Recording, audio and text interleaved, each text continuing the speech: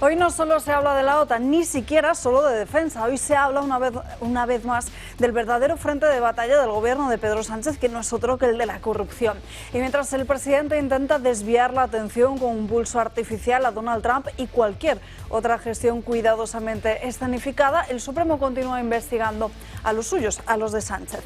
Vamos por partes, porque en el día de ayer Pedro Sánchez anunciaba un acuerdo con la OTAN, el de que España no subirá su gasto militar al 5% del PIB, como exigía el presidente de Estados Unidos, sino que lo va a dejar en un 2,1%. Lo anunció en una declaración institucional sin preguntas ni una sola. Las cámaras, de hecho, lo captaron solo en una sala vacía, una escenografía que como mínimo invita a pensar en un mensaje unidireccional, cuidadosamente redactado y sin espacio para la crítica. Pero, ¿qué significa este acuerdo con la OTAN? ¿Es un golpe de autoridad frente a Trump o más bien una maniobra de distracción frente a una creciente crisis judicial y política en casa? Porque lo cierto es que este anuncio cuidadosamente coordinado ha coincidido con una jornada clave en el Tribunal Supremo. Hoy estaban citados a declarar José Luis Ábalos y Koldo García, el exministro y su mano derecha. La Guardia Civil ha estrechado el cerco tras nuevas investigaciones que lo relacionan con adjudicaciones irregulares y cobro de comisiones. Presuntas mordidas, recuerden, en plena pandemia, cuando el país entero estaba encerrado en casa y el gobierno gestionaba contratos millonarios de material sanitario con una opacidad que ahora empieza a pasar factura. Ábalos ha decidido acogerse a su derecho a no declarar. Koldo había pedido un aplazamiento, pero el juez no se lo ha concedido. La sensación es clara, algo ha cambiado desde que apareció ese famoso informe de la UCO sobre Santos Cerdán, que ha dado un vuelco a la causa abierta en febrero. Y es que, según fuentes jurídicas, se ha obligado a las defensas a cambiar de estrategia. Lo que ocurre esta semana en los tribunales puede tener consecuencias inmediatas, incluso la prisión provisional. Mientras tanto, Sánchez buscaba ayer su propia escapatoria en una declaración institucional en Moncloa, pero los gestos teatrales no disimulan la evidencia, que el gobierno se mueve al ritmo de lo que marcan los juzgados, y cuanto más sube esa presión judicial, más grande es el escenario internacional al que recurre el presidente para distraer la atención. Giro importante en el caso con el silencio de Ábalos, presumiblemente también el que va a mantener Koldo, que declara ahora a las 12 en punto del mediodía, tras una reunión entre ambos dos de este domingo en la que podrían haber realizado un pacto de no agresión entre ambos y que por eso hoy ambos hayan decidido acogerse a su derecho a no declarar. Y del Tribunal Supremo nos iremos al Museo del Traje, donde reaparece Pedro Sánchez tras varios días de agenda cancelada. Lo hace junto al expresidente Zapatero en un acto por los 20 años del llamado matrimonio igualitario. Hay quien dice que la imagen de hoy es la del número 1 junto al número 0 de toda la corrupción del PSOE.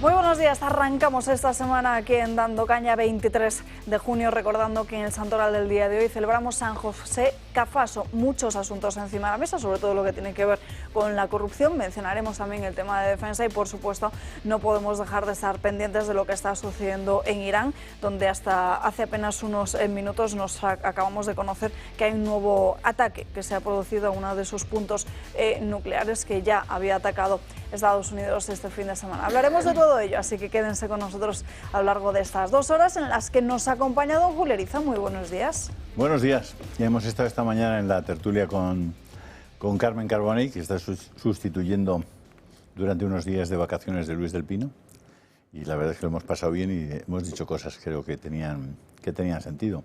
Este gobierno está ejerciendo el poder ilegítimamente, primero porque, según parece, las primarias las alteró, con lo cual ya ni siquiera debía haber sido candidato. Segundo, porque accedió al poder presentándose a unas elecciones con un programa electoral. Y ha hecho exactamente lo contrario de lo que anunció que iba a hacer. Por tanto, los que le votaron un programa electoral, aparte de una persona, un programa electoral, y ese programa electoral ha sido traicionado completamente y, por tanto, la legitimidad de ejercicio del poder la ha perdido hace mucho tiempo. Tiene una legitimidad en origen porque efectivamente gana unas elecciones, pero tiene una ilegitimidad, no las gana, las consigue el poder a base de pactos, pero eso es legal. Otra cosa es que es ilegítimo presentarse a unas elecciones con un programa y hacer lo contrario. Y además defender que quiere hacer lo contrario, que eso es lo bueno, ¿no? Bueno, por lo pronto, lo que hay hasta hoy es un gobierno ilegítimo, pero legal, lo cual pone en cuestión cómo habrá que modificar la legalidad para que quien quiera gobernar ilegítimamente no pueda hacerlo. Esa es mi primera y única consideración general de esta mañana. Luego hay muchísimos temas, pero ya entraremos. Luego profundizaremos también en esa consideración que realiza Julio Eriza. Continuamos, disculpen, con el comentario de Josep María Francas. ¿Qué tal? Bien, sí, buen fin de semana fresco y tal, ¿no? Fresco. Pero en fin, a ver. No sé yo si lo definiría. No, yo tampoco no lo definiría así, ¿no? Ha sido un fin de semana bastante horrible, una antesala del infierno, pero esperemos que sea lejana. A ver, el fin de semana yo creo que ha sido, como comparaba la semana pasada yo el tema de Sánchez con el boxeo, y me parece que este fin de semana te dio un respiro, sonó la campana el viernes por la tarde, y ahora empieza otra vez el combate, pero se ha repuesto un poquito. Veremos lo que el contrincante sabe arrearle, ¿no? Que no lo sé, que no sé qué va a conseguir el contrincante, ¿no? Pero está claro que puede aguantar unos cuantos asaltos, pero que el combate acaba mal, o sea, que se lo llevan en camilla. Entonces hay que empezar a pensar un poco en el post-parto, en qué pasará el día después. Julio ya ha dado una pista ahora, yo di otra la semana pasada que creo que es todavía más clave, que es cambio inmediato de la ley electoral para que los que han coaccionado esta legislatura se queden en su territorio y no nos toquen más los hormonos. Pero bueno, hay más cosas. Pero otra cosa que me ha parecido muy interesante, porque yo el masoquismo parece que lo llevo en el ADN. Y entonces, a falta de escuchar a Sánchez, que ayer no lo escuché, debía ser uno de los periodistas que no fue convocado y que no hubo ninguno, pues yo hice lo mismo, no fui, no estaba ni escuché. Pero sí escuchaba a Rajoy. Porque no convocaron a nadie. Por eso no había nadie, una sala vacía, que tiene su mérito eso. O sea, hace falta ser curioso, para entrar en una sala tan vacía y simular que está llena y todo esto, pero en fin. Pocas luces, porque por lo menos podrían haberse limitado a dar la imagen solo del atril. Bueno, o haberla dado en otro sitio, como ha hecho una vez. Una vez salió, después de la carta, salió en un sitio que era una especie de hall ya está, ¿no? Pero era la sala, en fin. He escuchado a Rajoy y he escuchado a Alfonso Guerra, dos entrevistas interesantes esta mañana, que, hombre, en general se me hacen menos pesadas que Sánchez. Y he sacado, de las muchas cosas que han dicho, interesantes, no todas. Guerra se ha quedado a gusto también contra Feijóo, de hecho. Sí, bueno, claro, lógicamente. Pero he sacado dos que me han parecido muy interesantes. Rajoy ha dicho algo parecido a lo siguiente. ¿Cómo pueden, porque le han preguntado sobre el futuro del gobierno del PP, cómo podrán atacar o hacer, diríamos, vetar que el PP negocie con Vox cuando el PSOE ha negociado con partidos no constitucionalistas? Cosa que Vox es partido constitucionalista. Muy interesante la apreciación. Supongo que eso iba dirigido a Feijóo porque no me parece que opine lo mismo. Pero es que Alfonso Guerra ha dicho algo parecido de otra manera. Alfonso Guerra ha dicho algo parecido a el argumento de que el PP va a gobernar con la extrema derecha no se sostiene por varias cosas. Una, fundamentalmente, porque es el PSOE el que está gobernando ya con la extrema derecha, que es Junts, con lo cual ese argumento ya no tiene ningún peso y está quemado. Bueno, pues son dos argumentitos que nos dan una posibilidad de futuro recomendada por dos personas de polos no coincidentes precisamente, que es, yo creo que se tendría que captarlo Feijóo para darse cuenta del futuro que le espera y empezar a verle alguna virtud a la señora con la que se va a casar. No fuera caso que quede ridículo que se case con una señora de la cual opina tan mal ahora mismo, pero en fin, él sabrá. Nos acompaña también en esta mesa Miguel Robledo, muy buenos días. Buenos días. Y Alejandra Nuño, ¿qué tal? Muy buenos días. Pues empezamos en primer lugar, si les parece, ya que estamos a la espera de lo que haga Koldo en el Tribunal Supremo, aunque presumiblemente hará lo mismo que José Luis Ábalos y también se acoja a su derecho a no declarar. Nos vamos con lo internacional, después de que este mismo fin de semana Estados Unidos bombardeará 3 puntos clave en Irán.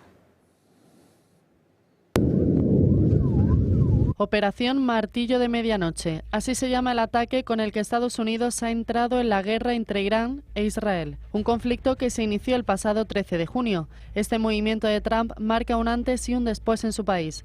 Es el primer bombardeo estadounidense directo en suelo iraní desde la revolución islámica del Ayatolá Jomenei. Desde hace días, Trump tenía planes militares para llevar a cabo un ataque, pero tal y como confirmó la Casa Blanca, se daban 2 semanas para tomar una decisión. 2 semanas que se convirtieron en solo 48 horas. Estas son las instalaciones nucleares que tiene Irán y que en ese momento estaban bajo la lupa de Trump. Pero ¿cómo fue ese ataque? El sábado por la mañana, varios bombardeos B-2 de la Fuerza Aérea estadounidense despegaron hacia Guam, un territorio que tiene Estados Unidos en Micronesia y que alberga instalaciones militares. Allí recargaron combustible y su alcance aumentó a los 17.000 kilómetros.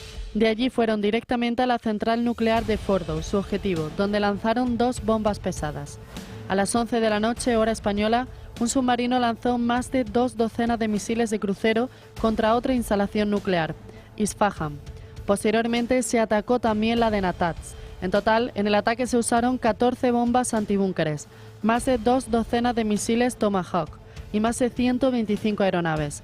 Un ataque muy celebrado por Trump. Se han producido daños monumentales en todas las instalaciones nucleares de Irán, como muestran las imágenes de los satélites.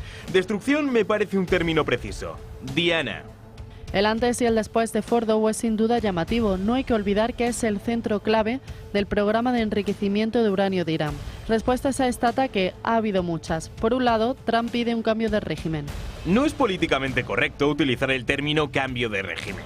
Pero si el régimen iraní es incapaz de hacer a Irán grande de nuevo, ¿por qué no debería haber un cambio de régimen? Make Iran great again. Afirmando además que ha sido todo un éxito. Tonight I can report to the world that the strikes were a spectacular military success. Netanyahu, por su parte, ha querido agradecer al presidente Trump por la operación. Congratulations, President Trump. Your bold decision to target Iran's nuclear facilities with the awesome and righteous might of the United States will change history.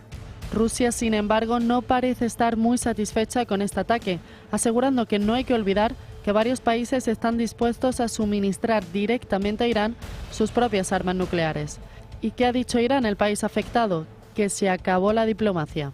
No ha sido Irán, sino Estados Unidos quien ha traicionado la diplomacia. Han traicionado las negociaciones, han dado luz verde a Israel y han atacado las instalaciones nucleares. Han demostrado que no son hombres de diplomacia. Como principal respuesta, Irán ha comunicado el cierre del estrecho de Hormuz, un enclave estratégico por el que pasa el 20% del crudo mundial. Un golpe, sin duda, a la economía global. Encima de la mesa está esa posibilidad de que se produzca finalmente ese cierre del estrecho de Hormuz. Veremos si se confirma o no en las próximas horas, porque desde luego sí que tendría importantes consecuencias para el comercio mundial. De momento, lo que hemos visto en los mercados que no ha afectado del todo al precio del petróleo. También estamos muy pendientes de todas las bolsas.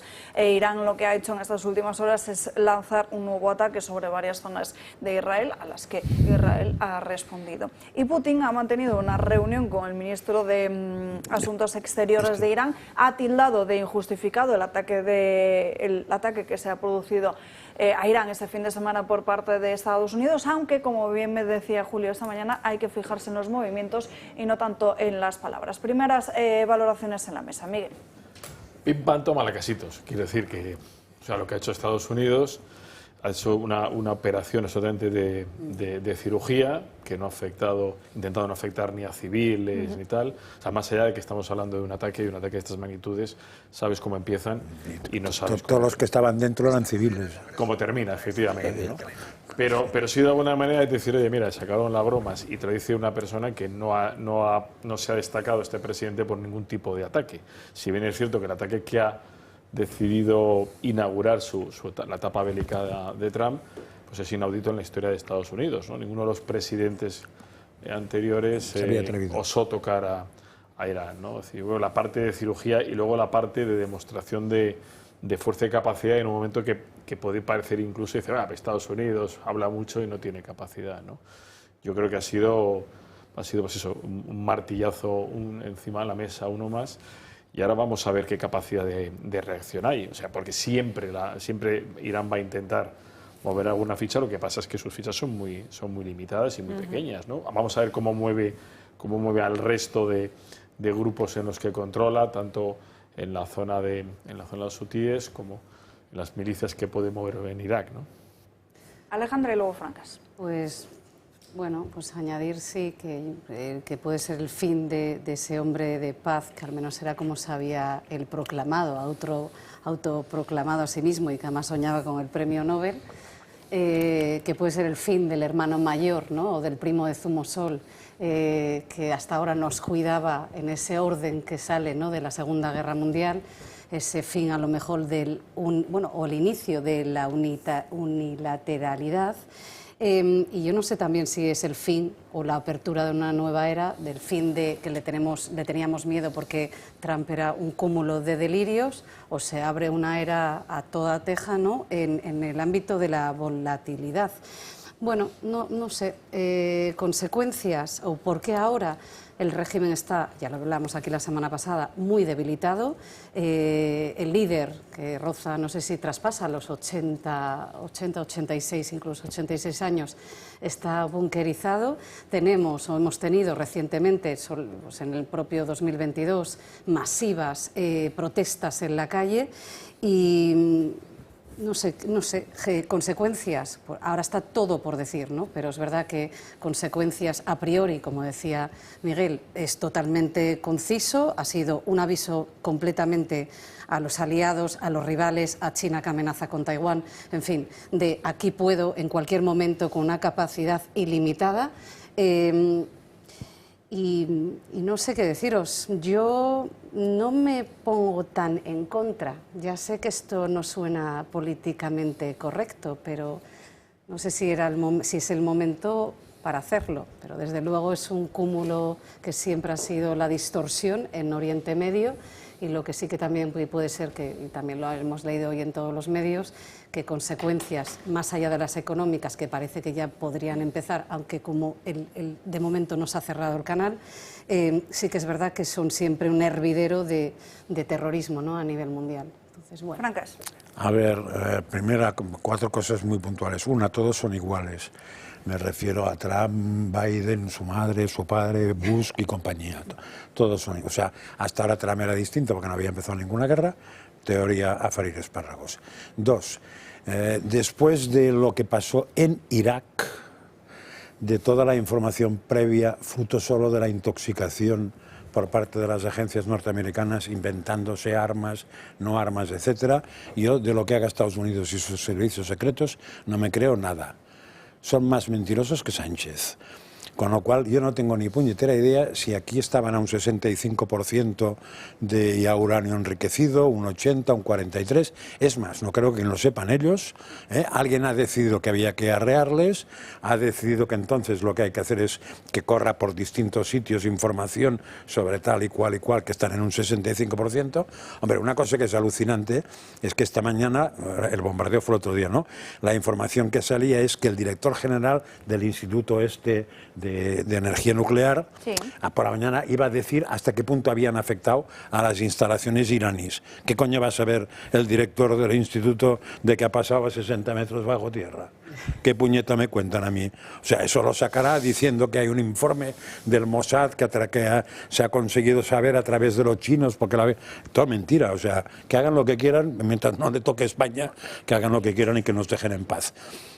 Curiosamente, yo ya dije que el punto que el que había dado luz verde era Putin a eso, y lo dije, si no me engañó Trump en la conversación que era tan larga que tuvo con Putin, dijo: hemos hablado de Irán y hemos llegado a la conclusión de que ni uno de los dos queremos que haya bombas, armas atómicas en Irán.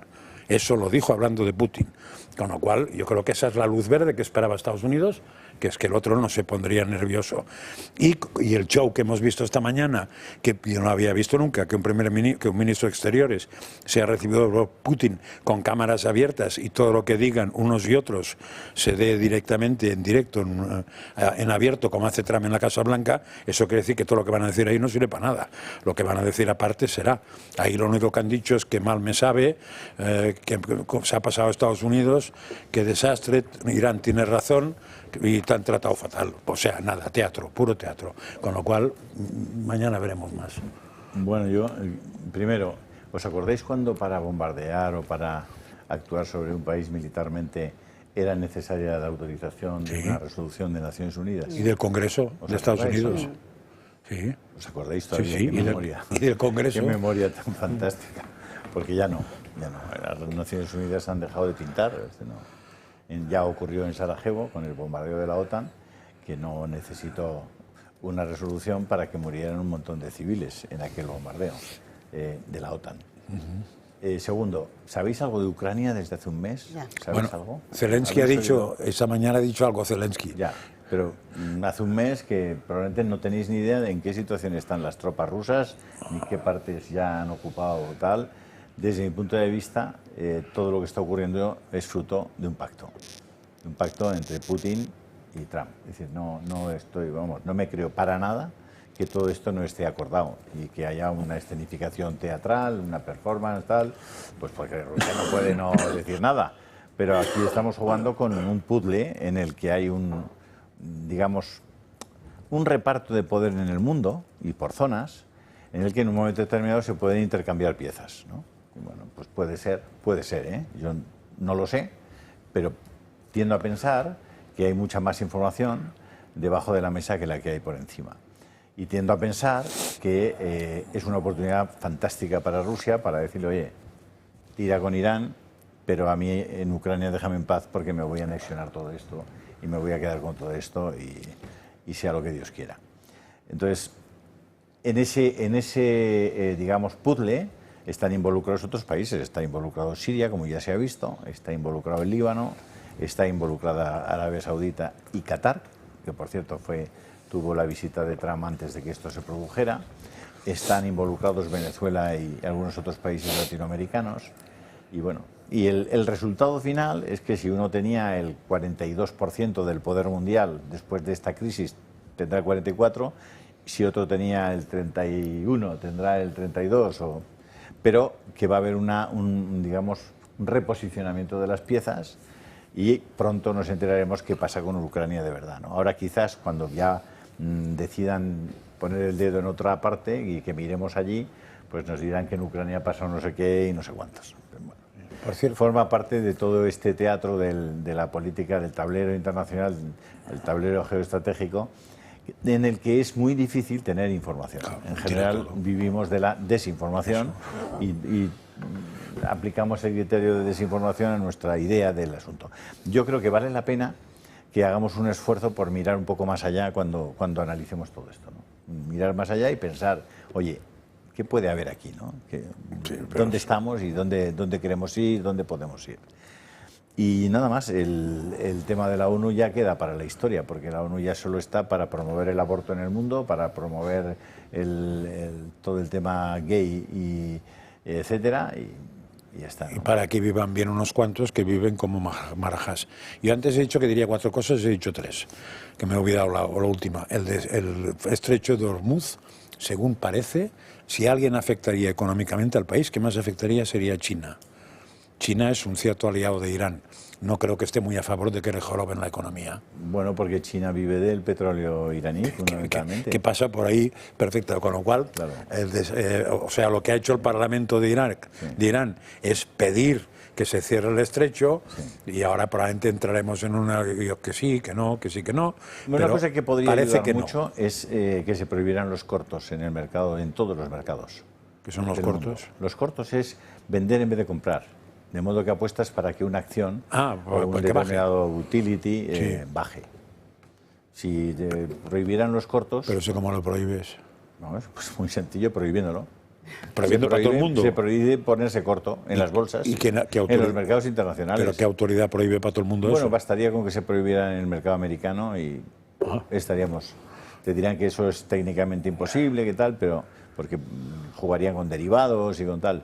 Pero la realidad es que hoy en día se pueden hacer teniendo un poquito de información, puedes hacer unas operaciones que no te puedes imaginar. O sea, como sepas que va a haber el bombardeo mañana, o como sepas que van a decir durante 3 días que se cierra Hormuz, ya te puedes poner largo, corto y hacer las operaciones bursátiles que que te interesen, o que van a promover el coche eléctrico en Estados Unidos, o que van a hacer no sé qué. Es decir, el nivel especulativo de los mercados hace que en este momento sean completamente desconfiables. Yo desaconsejo absolutamente a las personas que tengan unos ahorrillos a que se los jueguen en el mercado de las acciones o de los valores en general.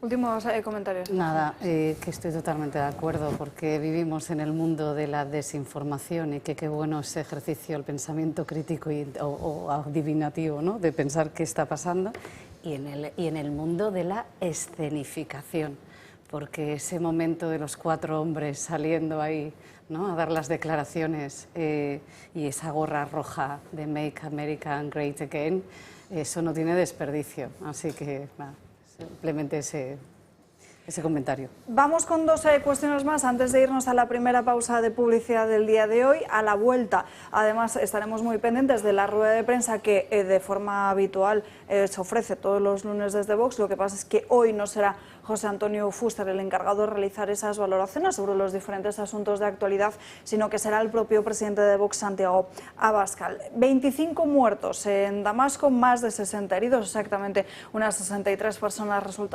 resultaron heridas después de un ataque suicida en una iglesia de Damasco. Un atacante entró en esa iglesia, abrió fuego e hizo detonar el chaleco explosivo que portaba. Estamos hablando de que esto se produjo en la iglesia cristiana de Mar de Elías de Damasco. Se trata del primer ataque de estas características en la capital de Siria. Además, este fin de semana se permitían también los eventos religiosos en Irak y se produjo la comunión de unos 450 niños. Y con esto nos vamos ya a la primera pausa de publicidad del día de hoy, y a la vuelta nos vamos con lo nacional, concretamente con lo político y lo judicial, porque ambas cosas ahora mismo están relacionadas, por supuesto, con el caso Koldo. En unos minutos.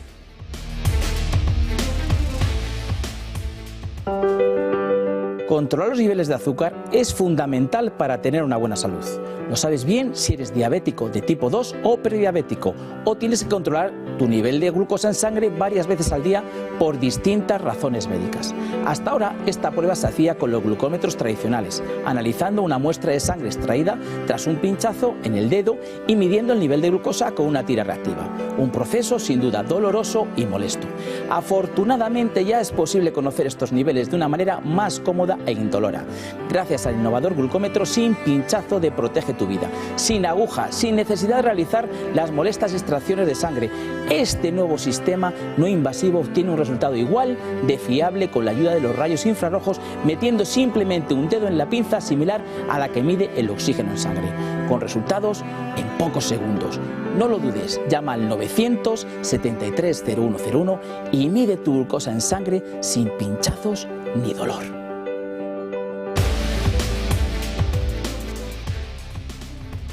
12:30 del mediodía, las 11:30 en Canarias. Ya lo saben, desde primera hora del día todas las miradas están puestas en el Tribunal Supremo, porque hoy era el día en el que estaban citados a declarar tanto José Luis Ábalos como Koldo García. El primero a las 10 en punto de la mañana, el segundo de ellos a las 12 en punto del mediodía, a pesar de que este último, el que fuera asesor de José Luis Ábalos, había solicitado a través de su defensa el aplazamiento de esta declaración porque se aseguraba que la misma, que su abogada, no había podido acceder a toda la investigación, algo que el propio magistrado del Supremo rechazaba in extremis. Van a ver en sus pantallas cómo llegaba José Luis Ábalos esta mañana a declarar ante el magistrado Leopoldo Puente, entre gritos de corrupto y también haciendo referencia, insultos que hacían referencia a su presunto gusto por mujeres y prostitutas.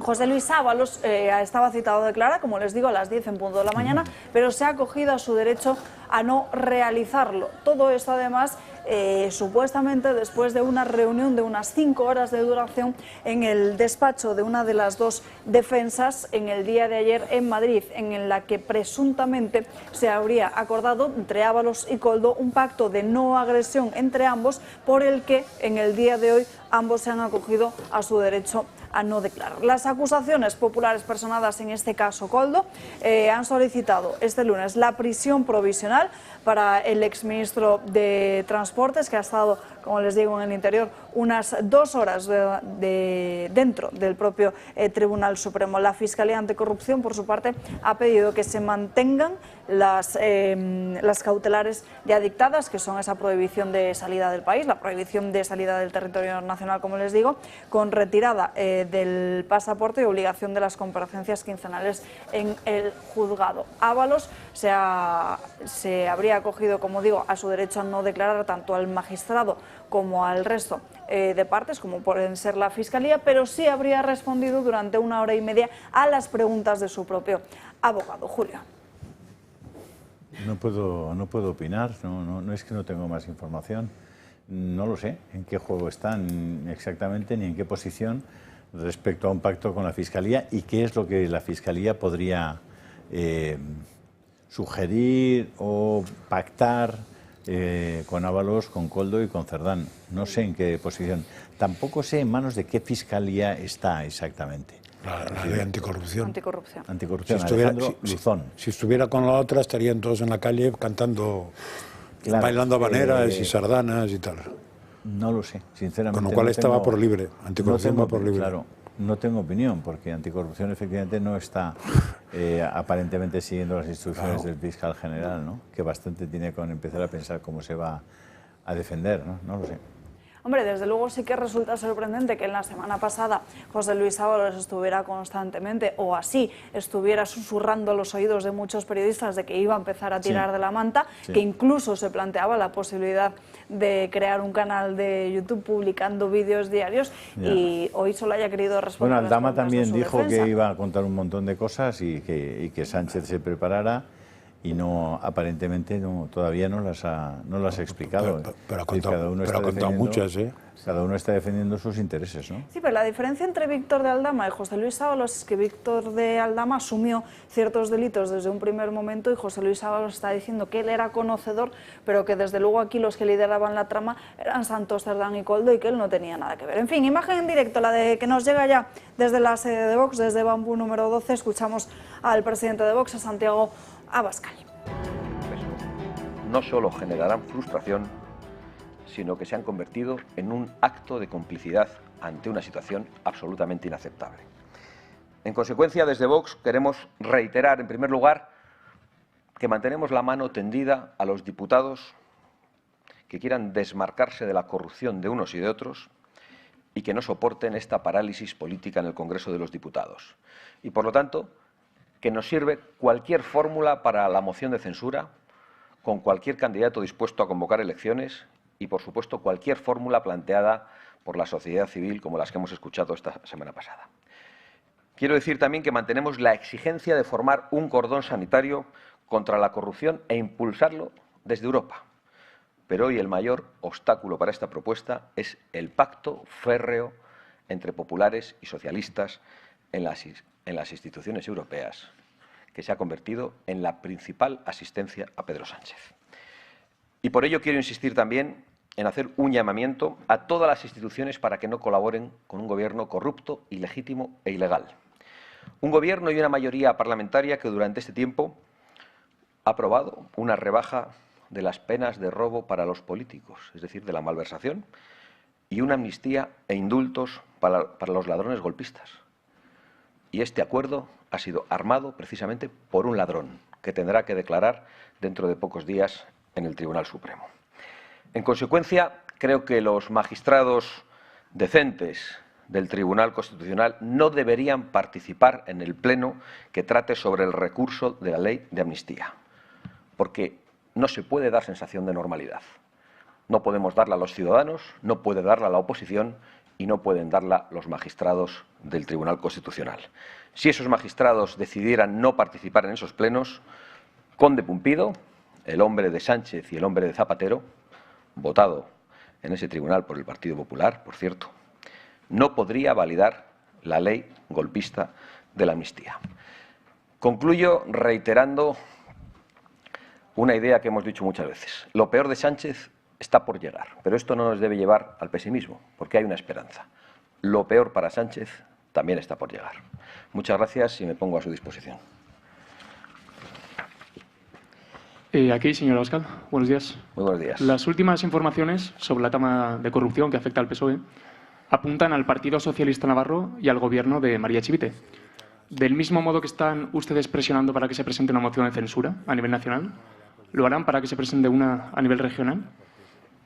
Por supuesto, nosotros estamos absolutamente abiertos a censurar a cualquier cargo de la mafia socialista en cualquier institución que esté envuelto en asuntos de corrupción.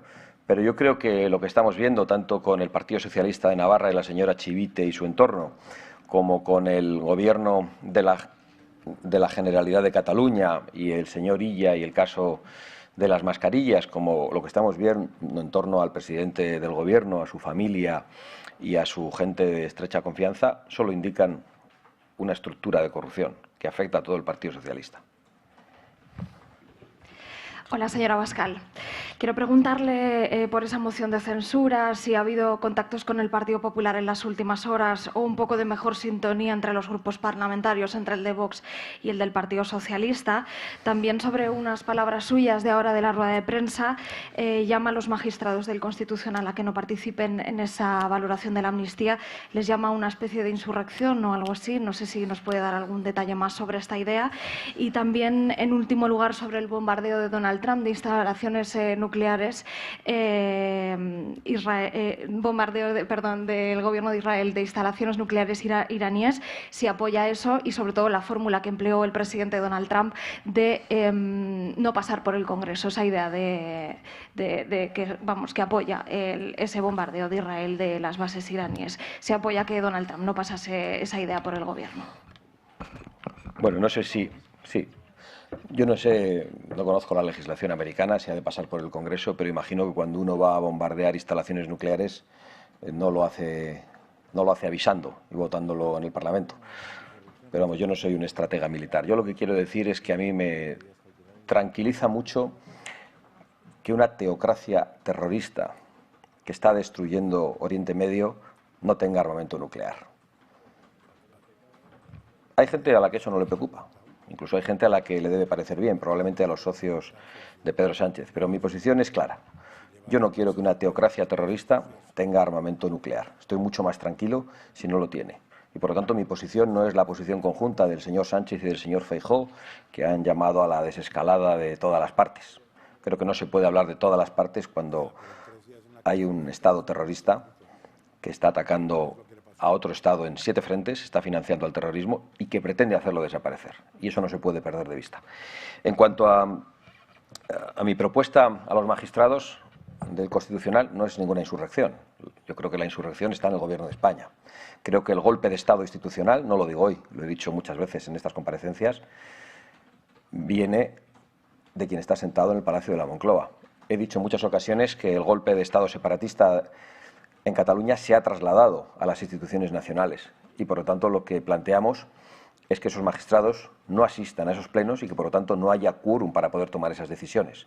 Y estamos pidiendo una estrategia de bloqueo del Tribunal Constitucional que impida esa sentencia de Conde Pumpido, una sentencia política, una sentencia hecha al dictado de Pedro Sánchez y de Zapatero, como otras tantas que se han hecho anteriormente. Ese es nuestro planteamiento. La insurrección es la del Gobierno de España. En cuanto a nuestra sintonía con el Partido Popular, nuestra relación con el Partido Popular, no tengo novedades. Tampoco tengo novedades respecto a la relación de Partido Popular y Partido Socialista. Sigue siendo la misma en Europa. Estamos pidiendo la ruptura de esos acuerdos. Estamos pidiendo que el Partido Popular Europeo se involucre en arrinconar a Pedro Sánchez, a su corrupción, a su traición y a sus mentiras. No lo vemos por ningún lado. Dicho lo cual, nosotros hacemos una oferta a todos los diputados y la hacemos en público. La respuesta del Partido Popular ha sido en público también, pero los diputados tienen sus escaños y nosotros vamos a seguir tendiendo la mano a cualquier diputado que se preste a la presentación de una moción de censura. Muy buenas. Muy buenas. Bueno, ayer Pedro Sánchez anunció que España ha alcanzado un acuerdo con la OTAN para mantener el gasto de defensa en torno al 2,1% del PIB en lugar del 5% inicialmente propuesto. ¿Qué opinión tiene usted, ustedes, sobre este acuerdo y cómo valoran las presiones y existencias de la OTAN para incrementar el gasto en defensa? Bueno, yo niego la mayor. Yo no me atrevo a hablar de acuerdo. Conocemos una carta que es susceptible de distintas interpretaciones y yo creo que tenemos que esperar para tener más información y para saber qué es lo que se va a decidir en las reuniones de la OTAN. Dicho lo cual, yo quiero manifestar mi preocupación porque los españoles en estos momentos tienen que padecer a un presidente del Gobierno que entra a una rueda de prensa y en vez de dirigirse a la Cámara para hablar a los españoles, hace como que habla a unos periodistas inexistentes. Estamos ante un presidente del Gobierno que se maquilla para dar pena. Es decir, estamos ante un presidente del Gobierno que en estos momentos parece que merece más una camisa de fuerza que el sillón en el que puede sentarse y tomar decisiones. Creo que todo lo que rodea en estos momentos a las decisiones y al modo en el que las ejecuta al presidente del Gobierno es extraordinariamente preocupante para los españoles. Por otro lado, insistiendo en que no tenemos realmente mucha información de cuál es ese supuesto acuerdo, si es que es un acuerdo, lo que sí creo que podemos afirmar con rotundidad es que no se ha escuchado hablar nada de Ceuta, de Melilla y de Canarias. Nosotros somos partidarios del aumento del gasto militar, pero encaminado a nuestra propia defensa y a nuestros propios intereses. Somos partidarios de que España haga un esfuerzo para estar protegida, lo necesitamos en muchos terrenos, pero lo necesitamos especialmente cuando nos referimos a la España no peninsular, a esa España que está a merced de quienes quieren destruirla, de quienes quieren invadirla, de quienes piensan que tanto las Islas Canarias como Ceuta y Melilla no son territorio español. Hoy mismo hay quejas de instituciones marroquíes por la presencia de la princesa Leonor, precisamente en tierras africanas españolas. Y por lo tanto creo que cuando falta eso, esa referencia a esas tierras en cualquier tipo de acuerdo de la OTAN, el acuerdo está cojo para los intereses españoles. Hola, buenas tardes. Buenas La tardes. semana pasada conocimos la ponencia política que va a aprobar el PP en su Congreso. En ella se abre la puerta a pactar con Vox a nivel de todas las instituciones y además presenta unos postulados, por ejemplo, en materia de inmigración, que se acercan más a los que defienden ustedes. No sé si podría hacernos una valoración y en qué punto creen que deja esto de cara a futuros pactos con el Partido Popular. Gracias. Bueno, está muy bien que pongan por escrito que se abren a pactar con Vox. Lo cierto es que ya lo han hecho, ¿no? El problema es que no ponen por escrito que se niegan a pactar con el Partido Socialista. Y yo creo que eso es algo que puede pasar, como ha pasado en el resto de Europa. En el resto de Europa hay lugares donde nuestros aliados soberanistas y patriotas han ganado las elecciones, otros lugares donde no las han ganado pero han tenido una fuerza extraordinaria y se podría formar una mayoría alternativa, y los socios del señor Feijóo han decidido pactar con los socialistas, igual que en el Parlamento Europeo, donde hay una mayoría parlamentaria entre Partido Popular, organizaciones conservadoras y patriots. Y esa mayoría ha sido absolutamente desechada por el Partido Popular, que ha preferido una mayoría con el Partido Socialista. Entonces no sé por qué nos tenemos que creer que el Partido Popular, a la hora de la verdad, no va a preferir un acuerdo con el Partido Socialista. Hace 2 años, en las elecciones, el señor Feijóo, esto lo dijo claramente, pero yo he tenido que reiterarlo y recordarlo por activa y por pasiva, durante el debate electoral le ofreció una cantidad enorme de pactos al señor Sánchez, pero el otro día, después del apagón, volvió a ofrecerle un pacto energético al presidente del Gobierno. Hasta que nosotros no veamos que el Partido Popular rompe amarras con el Partido Socialista, pues no nos podremos fiar, francamente. En cuanto a lo que diga el Partido Popular en las ponencias, pues tengo que decir, sin ánimo de ofender, pues que lo ponemos en tela de juicio. Porque hemos visto los programas electorales del Partido Popular cuando el señor Rajoy llegó al poder con mayoría absoluta y le hemos visto incumplirlos punto por punto. Pero absolutamente todo. Por lo tanto, a nosotros nos gustan los hechos. Hemos visto al Partido Popular cómo actuó en las regiones cuando gobernamos con ellos. Cómo le cuesta hacer cosas que de verdad den satisfacción a la inmensa mayoría de los españoles, creo, del electorado de Vox, del electorado del Partido Popular y probablemente de otros, en el sentido de rebajar subvenciones a sindicatos y patronal o de eliminar leyes liberticidas como las leyes de memoria histórica, y en cuanto Vox desaparece de esos gobiernos, inmediatamente vuelven a hacer lo que hacían junto con los socialistas. Por lo tanto, todo mi escepticismo, pero no es un escepticismo interesado, es que está basado en datos, igual que está basado también en las actuaciones de los socios del señor Feijóo en Europa, como el canciller alemán, que durante las elecciones dijo exactamente el mismo planteamiento que Alternativa por Alemania, diciendo que cerrarían las fronteras y expulsarían a cualquiera que entrase ilegalmente. 2 días después de los resultados, dijo literalmente: todos hemos dicho en campaña que estamos dispuestos a cerrar las fronteras y a devolver a los ilegales, pero ninguno estamos de acuerdo con ello. No puedo decir más. Hay gente. Va terminando ya esta rueda de prensa ofrecida en el día de hoy por Santiago Abascal, por el presidente de Vox. Antes de ir con más cuestiones de hoy, porque seguimos pendientes de lo que está pasando en el Tribunal Supremo, como les decía, resumen de lo que ocurría este fin de semana, porque el viernes nos íbamos todos muy inquietos a nuestras casas pensando en lo que podía hacer Pedro Sánchez, que se bunkerizaba al máximo después de 2 días sin agenda oficial y con una reunión de última hora imprevista con Salvador Illa. Desde el Partido Socialista se han encargado muy bien de transmitir al resto que esa reunión se producía además con el líder del Partido Socialista en Cataluña, no con el presidente de la Generalitat de Cataluña. También el mismo viernes, atención a lo que se publicaba en el Boletín Oficial del Estado, la formalización del contrato para los impresos electorales, para el suministro de sobres y papeletas electorales a 2 años de que esas elecciones estén previstas para el año 2027, algo que todavía hacía saltar más las alarmas internas que cada uno pudiera tener. Mientras tanto, este lunes se publican encuestas de lo que podría pasar en esas supuestas elecciones generales. Van a ver que la tónica viene siendo la misma que estamos observando en estas últimas semanas. Sube Partido Popular, baja Partido Socialista, sube Vox y cae el resto de socios, pero hay una de estas 2 encuestas que le vamos a mostrar hoy en la que se observa incluso cómo los de Podemos saltarían directamente a los de Yolanda Díaz. Empezamos, si les parece, por la de NC Report para La Razón, con este estudio demoscópico que van a ver en sus pantallas cómo otorgaría la victoria al Partido Popular con una estimación de escaños con una horquilla de entre 157 y 159 asientos en el Congreso de los Diputados, mientras que el Partido Socialista bajaría de esta barrera de los 110 hasta estar más próxima a la de 100, en la horquilla más baja, con 105 diputados, según estima esta encuesta. Los de Vox llegarían a sumar 10 escaños más, mientras que Podemos, lo están viendo en sus pantallas, tendría entre 7 y 8 diputados, mientras que los de Sumar quedarían entre 6 y 7.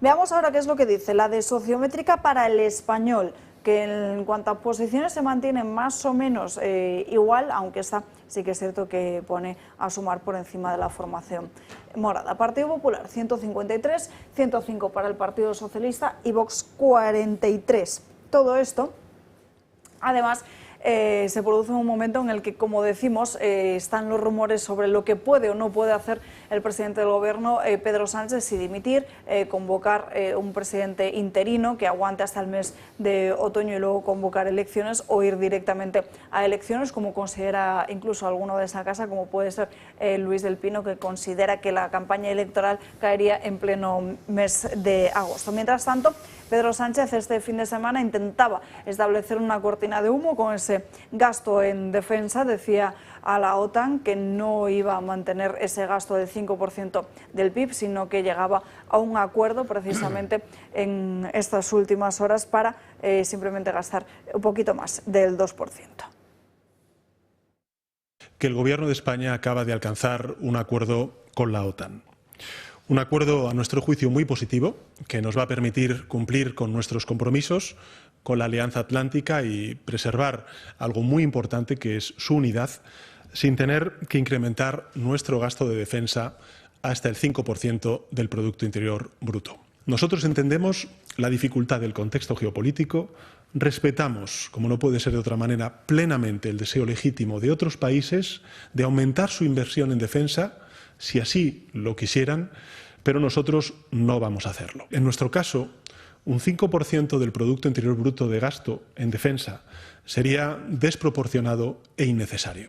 Por tanto, el 2,1%, ni más ni menos. Para el Gobierno de España no tiene sentido comprometerse a gastar el 5% del Producto Interior Bruto en defensa, porque hacerlo nos obligaría a incumplir nuestra palabra. Europa necesita avanzar en su autonomía estratégica, tiene que ser capaz de protegerse, y para lograrlo la clave no es gastar más, es gastar mejor, es gastar juntos.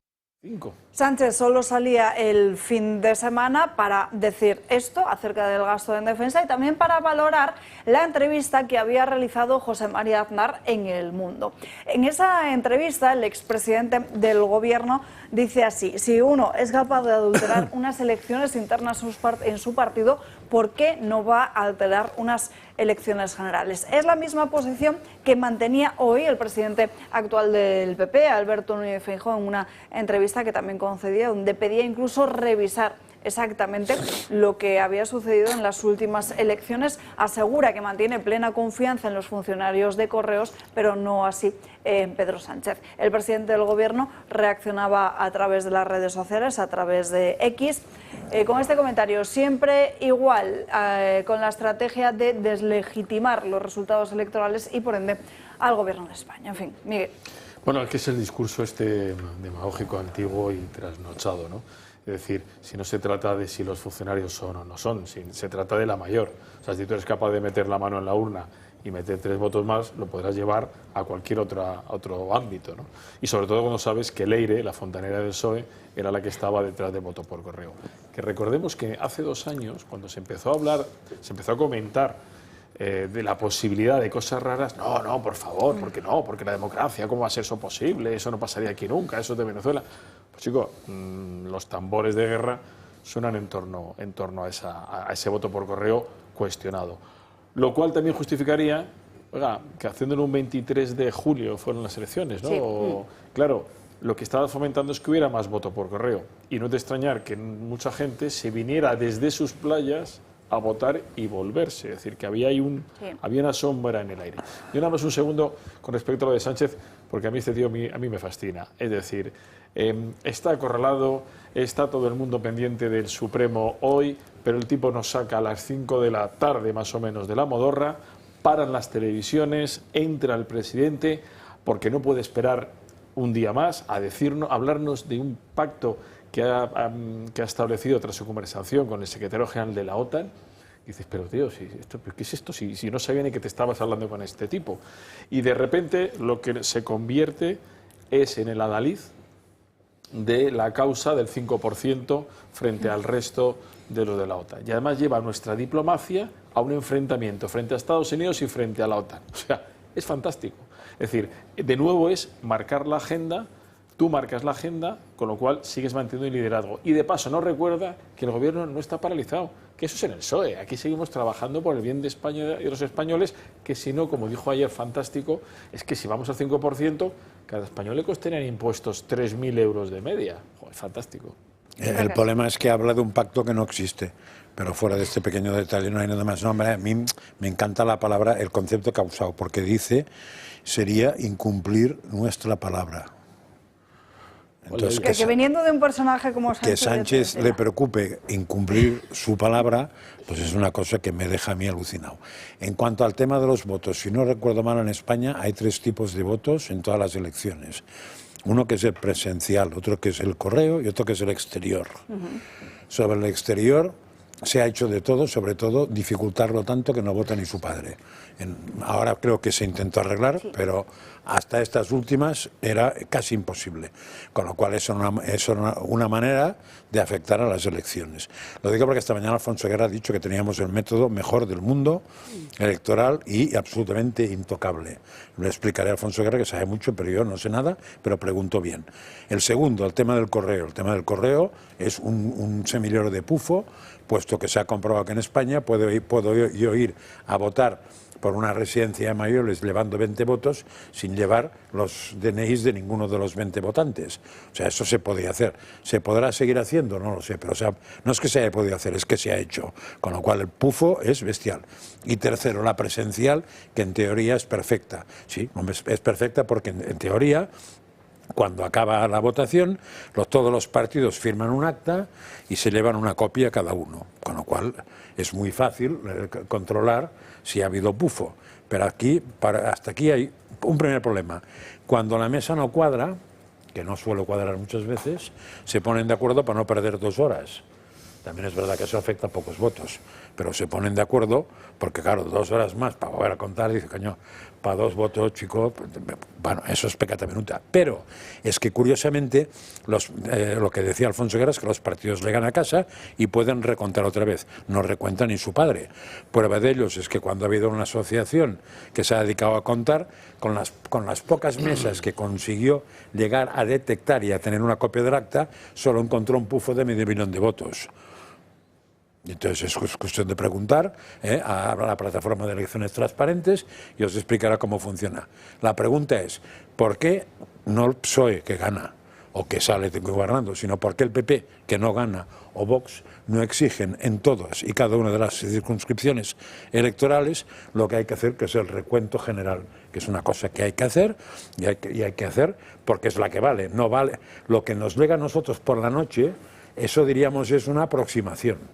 Lo que vale para las elecciones son cuando eso se recuenta en serio, acta por acta, y se suma delante de una comisión que es cada circunscripción electoral.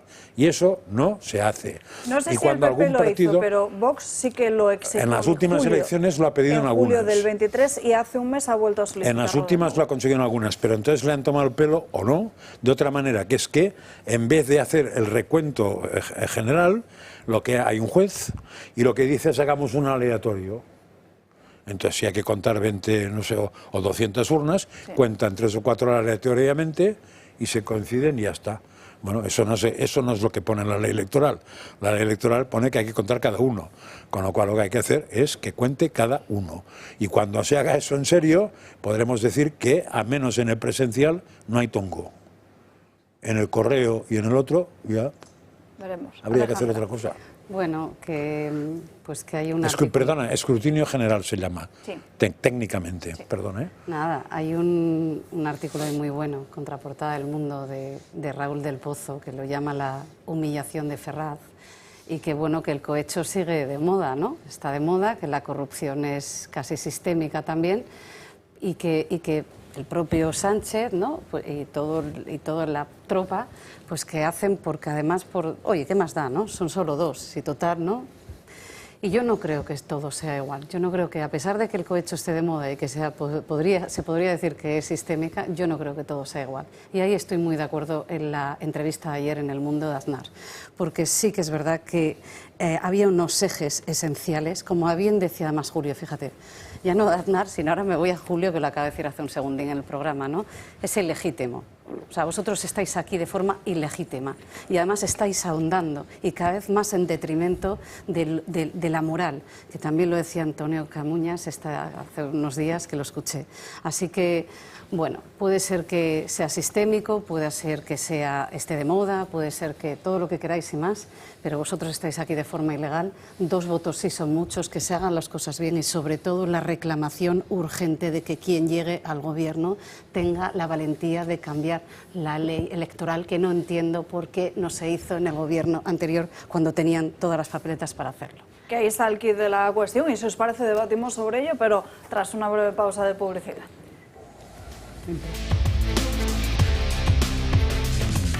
¿Y si este fin de semana descubrieras el Madrid que no te esperas? La comarca de La Vega y la Alcarria de Madrid te abre sus puertas con una propuesta única de turismo rural, cultural, natural y sabroso. Descubre 4 de las villas de Madrid más auténticas: Chinchón, Colmenar de Oreja, Villarejo de Salvanés y Nuevo Baztán. Pasea entre su historia, sus plazas, sus museos etnográficos y siente el alma de la comarca. Si lo tuyo es la naturaleza, prepárate para recorrer rutas como la de Cortados en Titulcia o la senda ecológica del Tajo.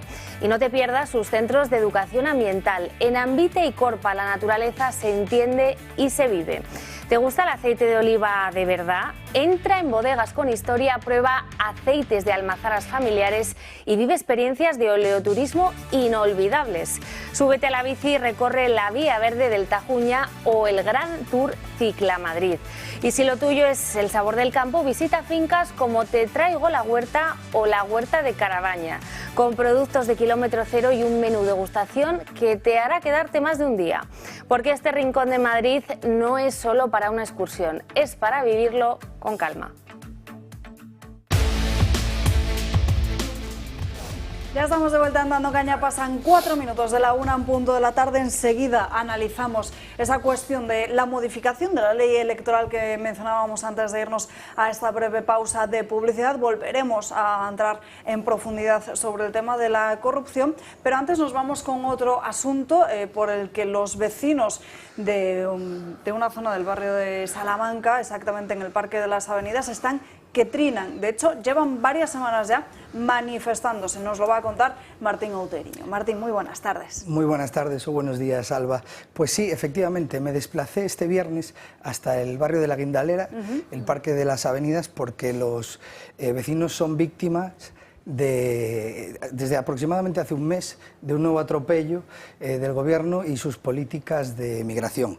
Es el caso de un hostel que pretenden abrir en una ubicación entre las avenidas de Bruselas y las avenidas de Baviera, en el que un supuesto empresario egipcio con nacionalidad alemana de nombre Mohamed Ibrahim, pues al parecer a través de los procesos habituales para la obtención de la licencia de uso turístico, después él se beneficia básicamente acogiendo a refugiados ilegales en situación ilegal.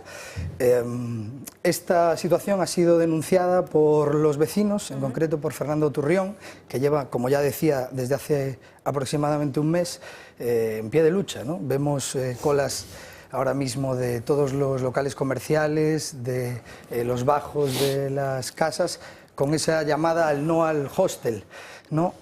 Una situación que ha sido denunciada, por otra parte, por Javier Ortega Smith. Tenemos unas declaraciones que ha desarrollado el viernes, creo que la podemos ver en pantalla, no sé si ahora las mismo escuchamos.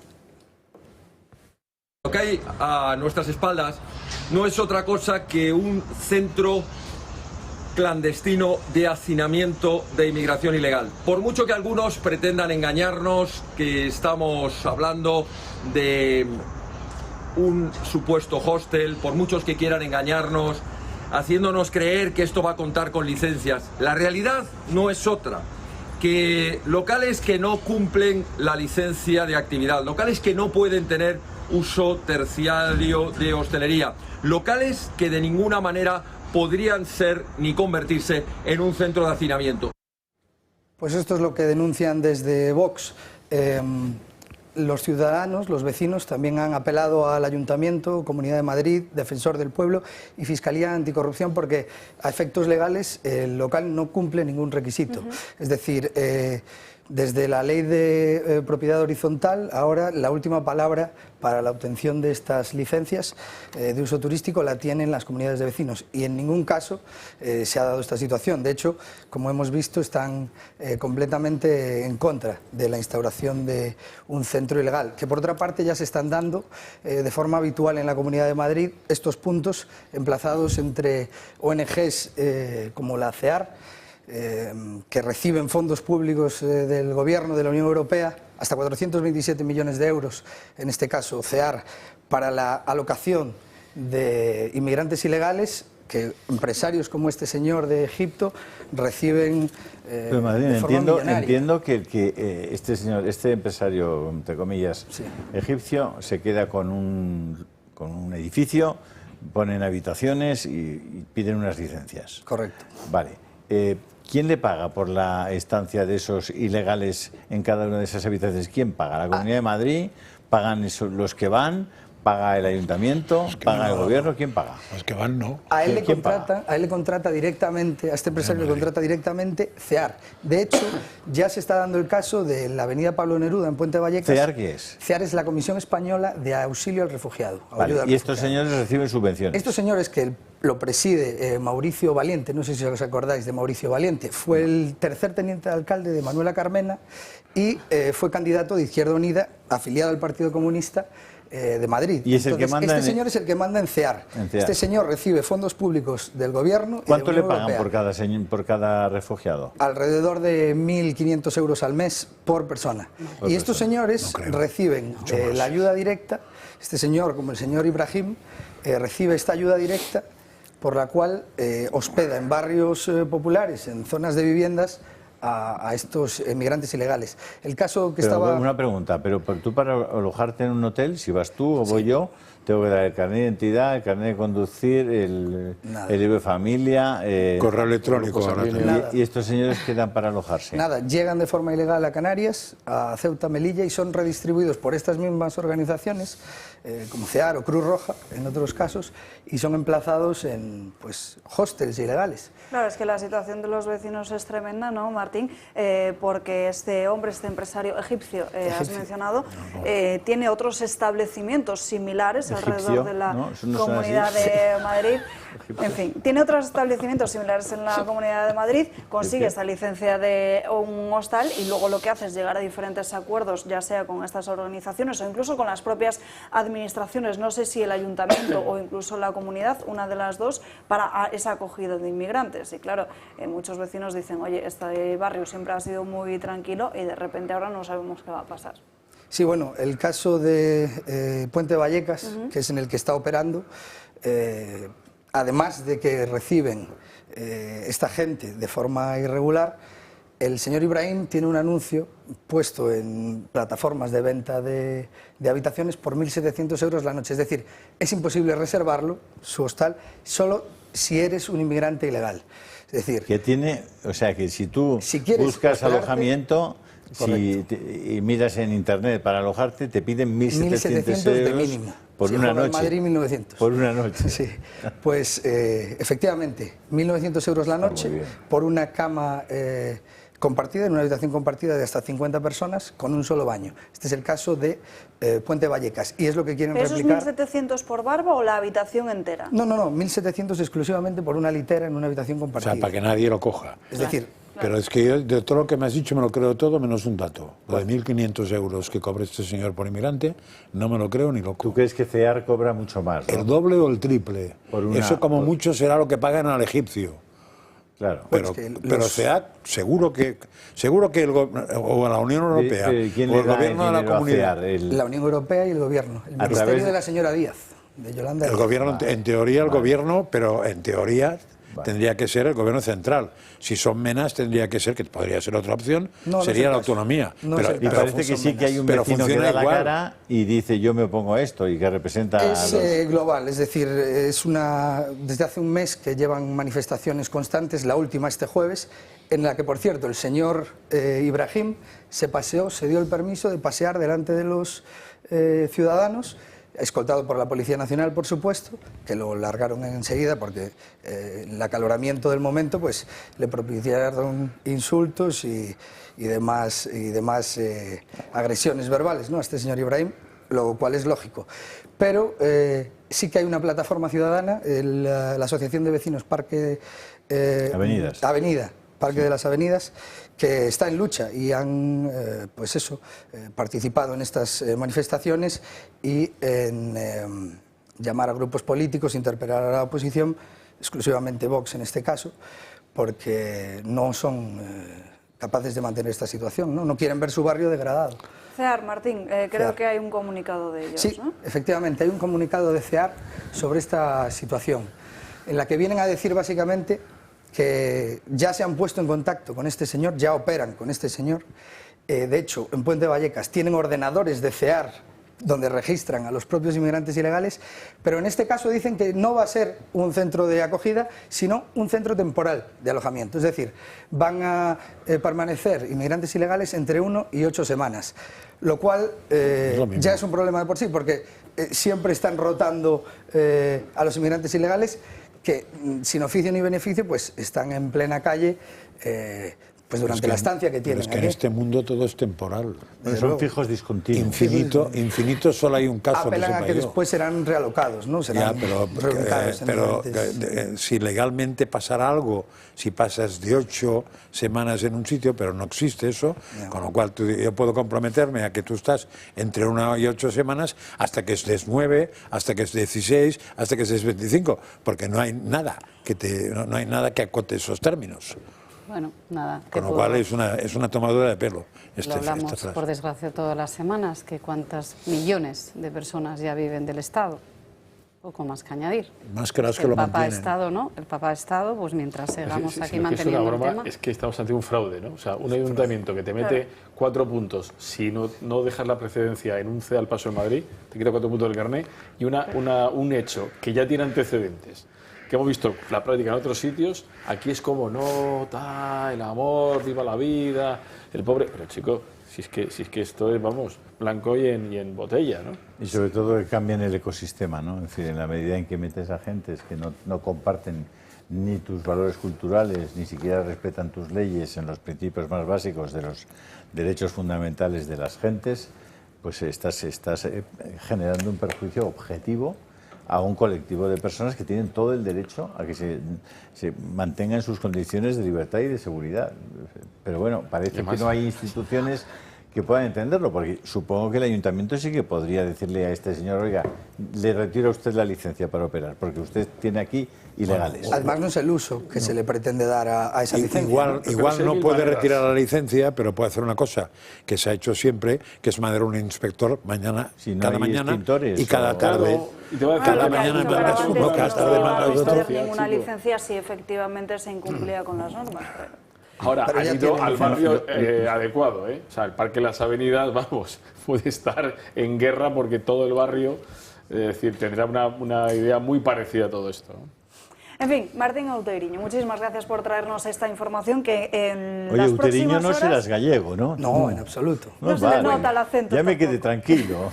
Una información que van a tener al completo en las próximas horas a través de nuestra página web, a través de la página web del Toro Televisión. Martín, muchísimas gracias. Muchas gracias, Alba. Bueno, cambiamos de asunto. Vamos a seguir analizando todo lo que está sucediendo en Irán, pero ahora vamos a poner la mirada económica y para ello tenemos conexión en directo con Daniel Lacalle. Daniel, muy buenas tardes. Muy buenas tardes, ¿cómo estáis? ¿Qué tal? Muy bien, te pregunto lo primero por la reacción de los mercados, si efectivamente ese temor que manifestaban algunos analistas durante todo este fin de semana, después de esos bombardeos de Estados Unidos a Irán, se han materializado en las principales bolsas del mundo. Bueno, en general la reacción del mercado es muy suave, ¿eh? No hay un miedo generalizado. Las bolsas están reaccionando, bueno, pues con movimientos muy pequeños, ¿eh?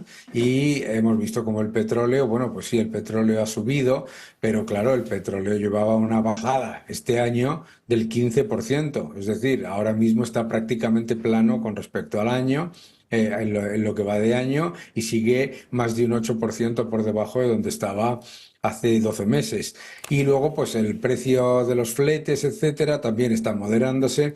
El coste de los fletes ha hecho lo mismo, ha rebotado, pero ha rebotado a niveles de diciembre de 2024. En general, la reacción es de un mercado que se da cuenta de que Israel ha atacado a las instalaciones nucleares de Irán y Estados Unidos ha hecho lo mismo, pero no nos podemos olvidar que se ha hecho con la aquiescencia, el silencio o la mirada hacia otro lado de todos los socios y vecinos de Irán, ¿no? Y que los aviones de los dos países han repostado, han utilizado las bases y han sobrevolado el espacio aéreo de los países vecinos. Por lo tanto, pues la evidencia es que hay un montón de países que lo que han hecho ha sido reaccionar ante la emisión por parte de la Agencia Internacional de la Energía Atómica, que publicó la resolución más negativa contra el régimen de Irán vista contra ningún país. De hecho, en su historia, en junio de 2025, de este año, y que la OPEP inmediatamente, ya esperando que algo pasaría con el régimen de Irán, se lanzó a hacer 3 aumentos de producción que suponen más del 100% de lo que exporta Irán por si hubiese algún tipo de problema. Por lo tanto, en general, la reacción es bastante más calmada de lo que se podía temer con los titulares que aparecían, ¿verdad? Bueno, otra de las posibilidades de las que se ha hablado a lo largo de estos últimos días es de ese cierre del estrecho de Hormuz. No sé qué fiabilidad, cómo lo prevés tú, porque lo que comentábamos aquí antes en la mesa, que uno de los principales afectados sería China. Claro, es que sería dispararse en el pie por parte del régimen iraní. Yo he vivido amenazas de cierre del estrecho de Hormuz cuando me dedicaba al trading de petróleo, 5. Pero es muy importante recordarle a la gente que el régimen de Irán nunca ha podido cerrar el estrecho de Hormuz, nunca lo ha hecho. Lo ha amenazado, lo ha anunciado, pero nunca lo ha hecho, jamás. Esto es muy importante que la gente lo entienda porque hay todo una, digamos, una narrativa que se intenta vender de esa capacidad de hacerlo que no está ahí, entre otras cosas, porque Omán es un actor muy importante y no nos podemos olvidar de las bases que hay en Bahrein, en Arabia Saudí, etcétera, y del apoyo que tienen esos barcos. He movido barcos por esa zona en varias ocasiones que tienen unos niveles de seguridad que exceden en mucho lo que tiene como capacidad el propio régimen iraní, pero sobre todo es que es dispararse en su propio pie. Porque debemos recordar que el 70% del movimiento marítimo que pasa por el estrecho de Hormuz son exportaciones que van hacia Asia. A Estados Unidos no llega ni un 4%, a la Unión Europea aproximadamente un 9%. Y de esas exportaciones a Asia, no podemos olvidar que China compra el 90% de las exportaciones de Irán, ¿no? Por lo tanto, sería una decisión que sería profundamente contraproducente para el propio régimen iraní. Ahora, por supuesto que lo tiene que decir, que lo tiene que anunciar, pero vuelvo a repetir, más de 23 ocasiones he vivido yo en las que el régimen iraní ha amenazado o anunciado el cierre o aprobado el cierre en el Parlamento y después pues no lo ha podido llevar a cabo porque no tiene la capacidad para llevarlo a cabo. Por lo tanto, yo creo que ese es un riesgo limitado y desde luego no estarían los costes de los fletes de un cargo de petróleo en $67.000 si se diese ese riesgo. Además, lo malo que tiene esta política del régimen iraní, muy parecida al cuento de Pedro y el Lobo, de estar constantemente amenazando, es que el sector petrolero y el sector naviero ha estado preparándose para eventualidades similares a estas desde hace 20 y tantos, 30 y tantos años, que yo recuerde. Pues Daniel Glaca, ya ha quedado clarísimo y desde luego ese alarmismo que había en unas primeras horas de momento no es tal. Un abrazo muy grande y gracias por estar con nosotros. Muchas gracias. Y volvemos a lo nacional, aunque luego volveremos a recalar de nuevo en este conflicto, pero volvemos a lo nacional, como les decía, porque ya saben que también hay que fijarse en los socios del gobierno, porque de momento no dejan caer a Pedro Sánchez, aunque verbalmente y de forma pública sí lo hacen, como Yolanda Díaz, que empezaba el fin de semana asegurando que la corrupción cero sí es posible, contradiciendo de esta forma el principal argumento de Ferraz en los últimos días de que nadie puede garantizar de forma absoluta que no vaya a haber corrupción dentro de sus partidos. Por eso sentimos indignación con lo que estamos viviendo hoy en nuestro país. Sí, me avergüenzan más si cabe los comportamientos de golfos de señores corruptos y de su deleznable forma de actuar. No somos todas iguales. La corrupción cero sí existe. Bueno, pues de esa corrupción estamos pendientes porque en el Tribunal Supremo a las 10 en punto de la mañana, como les decíamos, estaba previsto que declarase José Luis Ábalos, solo ha respondido a las preguntas de su defensa y justo al término de esa declaración, que ha estado en torno a 1 hora y media, casi 2 horas en el interior del Tribunal Supremo, conocíamos como las acusaciones solicitaban prisión provisional comunicada y sin fianza para el que fuera ministro de Transportes. A las 12 en punto del mediodía estaba citado a declarar Koldo García, el que fuera su asesor, que llegaba de la siguiente forma que van a ver en sus pantallas a las puertas de este tribunal. José Luis Ábalos, además, se ha negado que fuera él, la persona de los audios, dice que no se reconoce en esas grabaciones. Hablemos también de la importante o de la grave noticia que recoge el Confidencial sobre las intenciones de Pedro Sánchez, que plantea descabezar la UCO para así reventar todas las investigaciones que haya, no solo en el denominado caso Koldo, sino también en todas aquellas que tengan que ver con su familia, concretamente con Begoña Gómez. Recordarán todos ustedes como en esa reforma La reforma judicial planteada por Félix Bolaños, ya les comentábamos cómo se planteaba incluso que la UCO no dependiera del juez instructor, sino de la propia Fiscalía. Pues esto sería pues una más que iría precisamente en esa línea para controlar al máximo todas las investigaciones judiciales que puedan afectar a su gobierno o a su entorno familiar. Bueno, yo creo que Sánchez lo que nos va a poner, está poniendo ya al país al borde del colapso, ¿no? Sigue creando un contexto de cuestionamiento democrático que le permita tomar cualquier medida por bestia que parezca, ¿no? Pero vamos, puede ser desmantelar la UCO como ya desmanteló, es que la UCO es... la UDEF. Son palabras mayores, ¿no? A la unidad antidroga del sur, OCON, ¿no? Pero lo que pasa es que la UCO son palabras mayores porque ahí están entrando muchos juzgados y de todos los niveles, pero solo el hecho de intentarlo.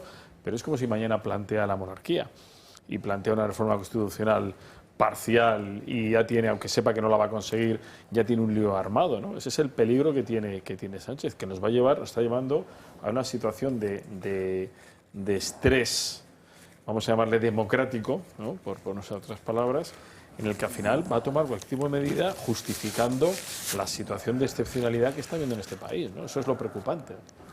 Alejandra. Nada, pues lo que está diciendo Miguel, lo que veníamos diciendo, que hasta dónde va a llegar la perforación, porque se está cargando el sistema y bueno, pues eso es lo verdaderamente preocupante, como por ejemplo lo que nos viene ahora con el cambio o la supuesta ley de Bolaños y todo lo que lo hemos hablado también aquí y todo lo que eso puede traer.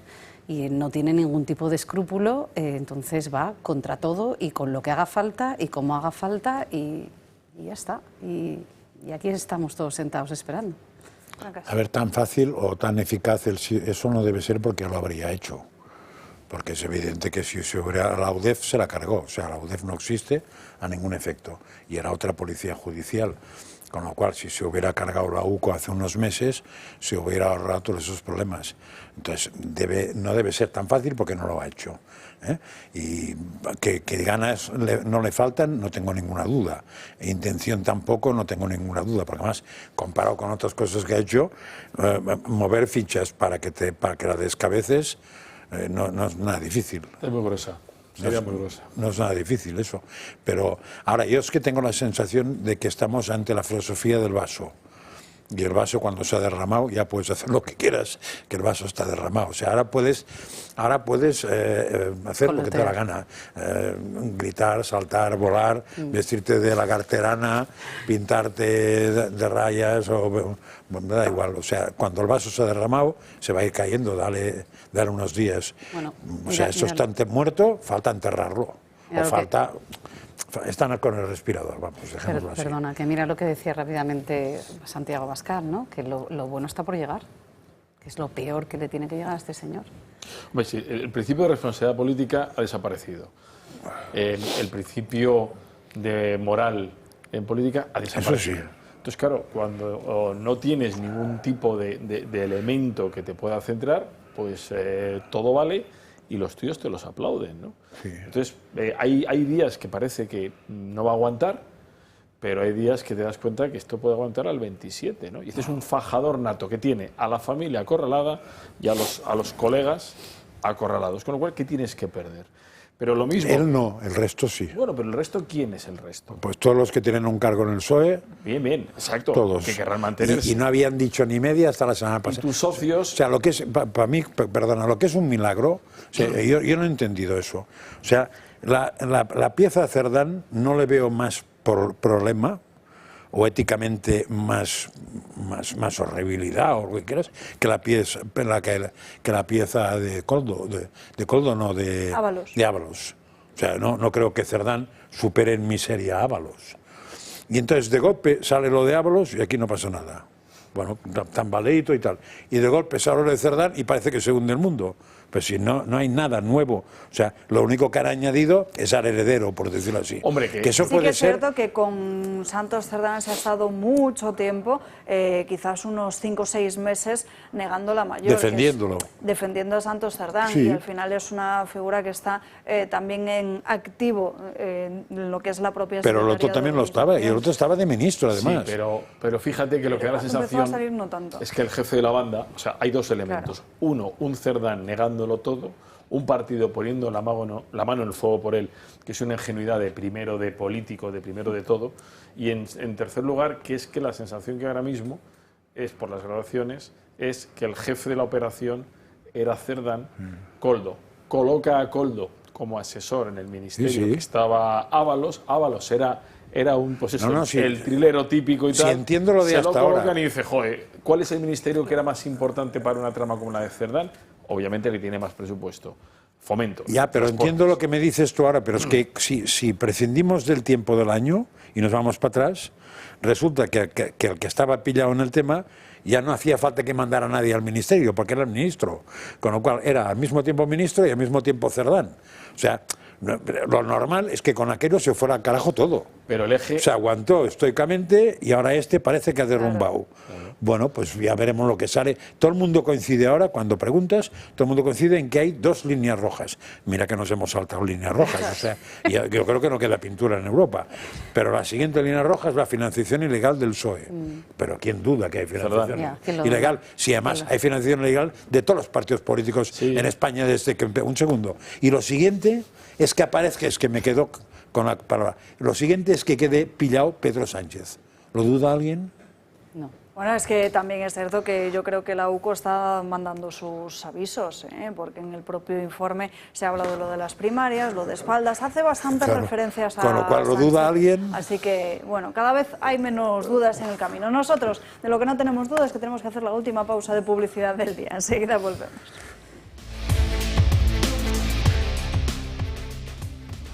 Seguimos dando caña recta final del programa, nos queda poquito menos de media hora.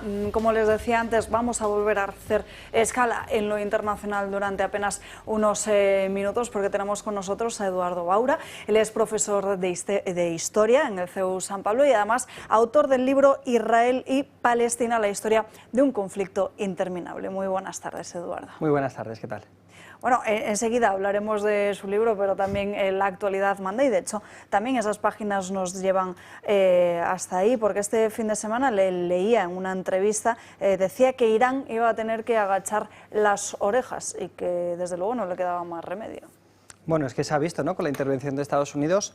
Desde luego, ahora mismo la situación que tiene que afrontar Irán es bastante delicada. Es que durante las últimas décadas se ha acostumbrado a Irán que tenía más o menos ciertos apoyos, ¿no?, sobre la región. Tenía los tentáculos esos, ¿no?, que dice Israel siempre que tiene, como siempre dicen que Irán es la cabeza del pulpo, ¿no?, con esos tentáculos que ha ido poco a poco extendiendo, llámese Hezbollah, llámese los hutíes. Pero ¿qué pasa? Que esos tentáculos han sido muy atacados cuando no, ya no existe, como puede ser la Siria de los Assad, ¿no? Además es que los posibles apoyos internacionales que podría haber tenido Irán, llámese Rusia, llámese China, pues de momento están missing, es decir, no le están dando ni muchísimo menos apoyo internacional. Por tanto, Irán ahora mismo, sobre todo con la demostración de fuerza por parte de Estados Unidos este fin de semana, pues tiene dos opciones: o liarse la manta a la cabeza, por así decirlo, y ponerse a atacar a Estados Unidos, lo cual es suicida, teniendo en cuenta toda la fuerza que ha desplazado allí Estados Unidos, o bien, pues no hacer otra que, mal que les pese, sentarse a negociar, como ya estaban en esas rondas de negociaciones en Omán, que ya debería de haberse producido la sexta ronda de negociaciones de Omán. Parece ser, en algún momento se desclasificarán los documentos, que como no ha hecho caso a las condiciones que le ponía Estados Unidos, pues que finalmente Estados Unidos sí que ha soltado, ¿no?, por así decirlo, la cuerda a Israel, que llevaba tiempo queriendo hacer esta intervención. Y ahora mismo yo creo que Irán no tiene otra que sentarse a negociar si quiere la supervivencia del régimen actual. Mencionaba también que tanto Donald Trump como Netanyahu tenían objetivos diferentes. Bueno, es que, claro, uno de los éxitos que ha tenido Netanyahu, yo no soy especialmente proclive a ensalzar a Netanyahu, pero políticamente hablando hay que reconocer que es una persona muy hábil. Pero es que hace unas semanas se nos olvida, como todo pasa tan rápido, que estaba en una situación muy débil Netanyahu. Estaba asediado por 3 casos en los tribunales de corrupción, de abuso de confianza, de fraude. Tenía unas encuestas que por primera vez en varios años, le daban como perdedor en las elecciones que se tienen que producir el año que viene, en 2026 en Israel, ni siquiera reeditando esta coalición un poco Frankenstein que tiene ahora mismo, le darían los votos, ¿no?, para volver a hacerse con el gobierno de Israel. Teníamos los familiares de los rehenes que seguían diciéndole, oye, no está siendo lo suficientemente eficaz para traer de vuelta, estén vivos o no, a esos más o menos 50-55 rehenes que se calcula que sigue habiendo en Gaza, en manos de Hamas, y por tanto tenía una situación muy débil y además efectivamente en las últimas semanas, como bien decías, se había ido distanciando de Trump, o mejor dicho, Trump de él, porque Trump va a Oriente Medio y no visita Israel, Trump negocia gracias a Qatar por detrás de Israel la liberación de Idan Alexander, de este último rehén liberado que tenía doble nacionalidad, israelí y estadounidense. Además, Trump empieza a hablar de brutal war, decía en su red social, hablando por primera vez de esos crímenes de guerra cometidos por Israel en Gaza. Por tanto, Netanyahu en ese momento tenía una situación un poco complicada, porque su único gran aliado en la región, su único gran aliado internacional, quitando a Alemania, era Estados Unidos, de los que le quedaban. Y de repente, de un plumazo en una semana, parece ser, si uno escucha ayer las declaraciones tanto de Trump como de Netanyahu, que vuelven a ser los mejores amigos. Según Trump, ¿no?, en este statement que hace ahí en la Casa Blanca, dice que han colaborado durante este fin de semana como ningún equipo antes había colaborado antes. Por tanto, yo creo que efectivamente ha reforzado, ese es el gran éxito de Netanyahu, yo creo que es volver al redil de la colaboración con Estados Unidos y efectivamente lograr que la población israelí mayoritariamente respalde la acción en Irán. Hablemos ya así de su libro, Israel y Palestina, la historia de un conflicto interminable, y en ese sentido va también, a pesar del nombre del título, va la primera pregunta: ¿cuáles son las opciones reales que considera que hay para la Franja de Gaza? Bueno, pues habría que verlo. Desde luego, si hablamos solo de la Franja de Gaza, ahora mismo está prácticamente destruida. De hecho, los informes de la ONU hablaban de hasta 10 años tardar en desescombrar y empezar a poder construir algo, ¿no? Por tanto, las opciones primero pasan por una labor de reconstrucción física muy compleja. Además, habría que ver cómo poder dar alojamiento, ¿no?, a esos 2,5 millones de gazatíes que siguen ahí.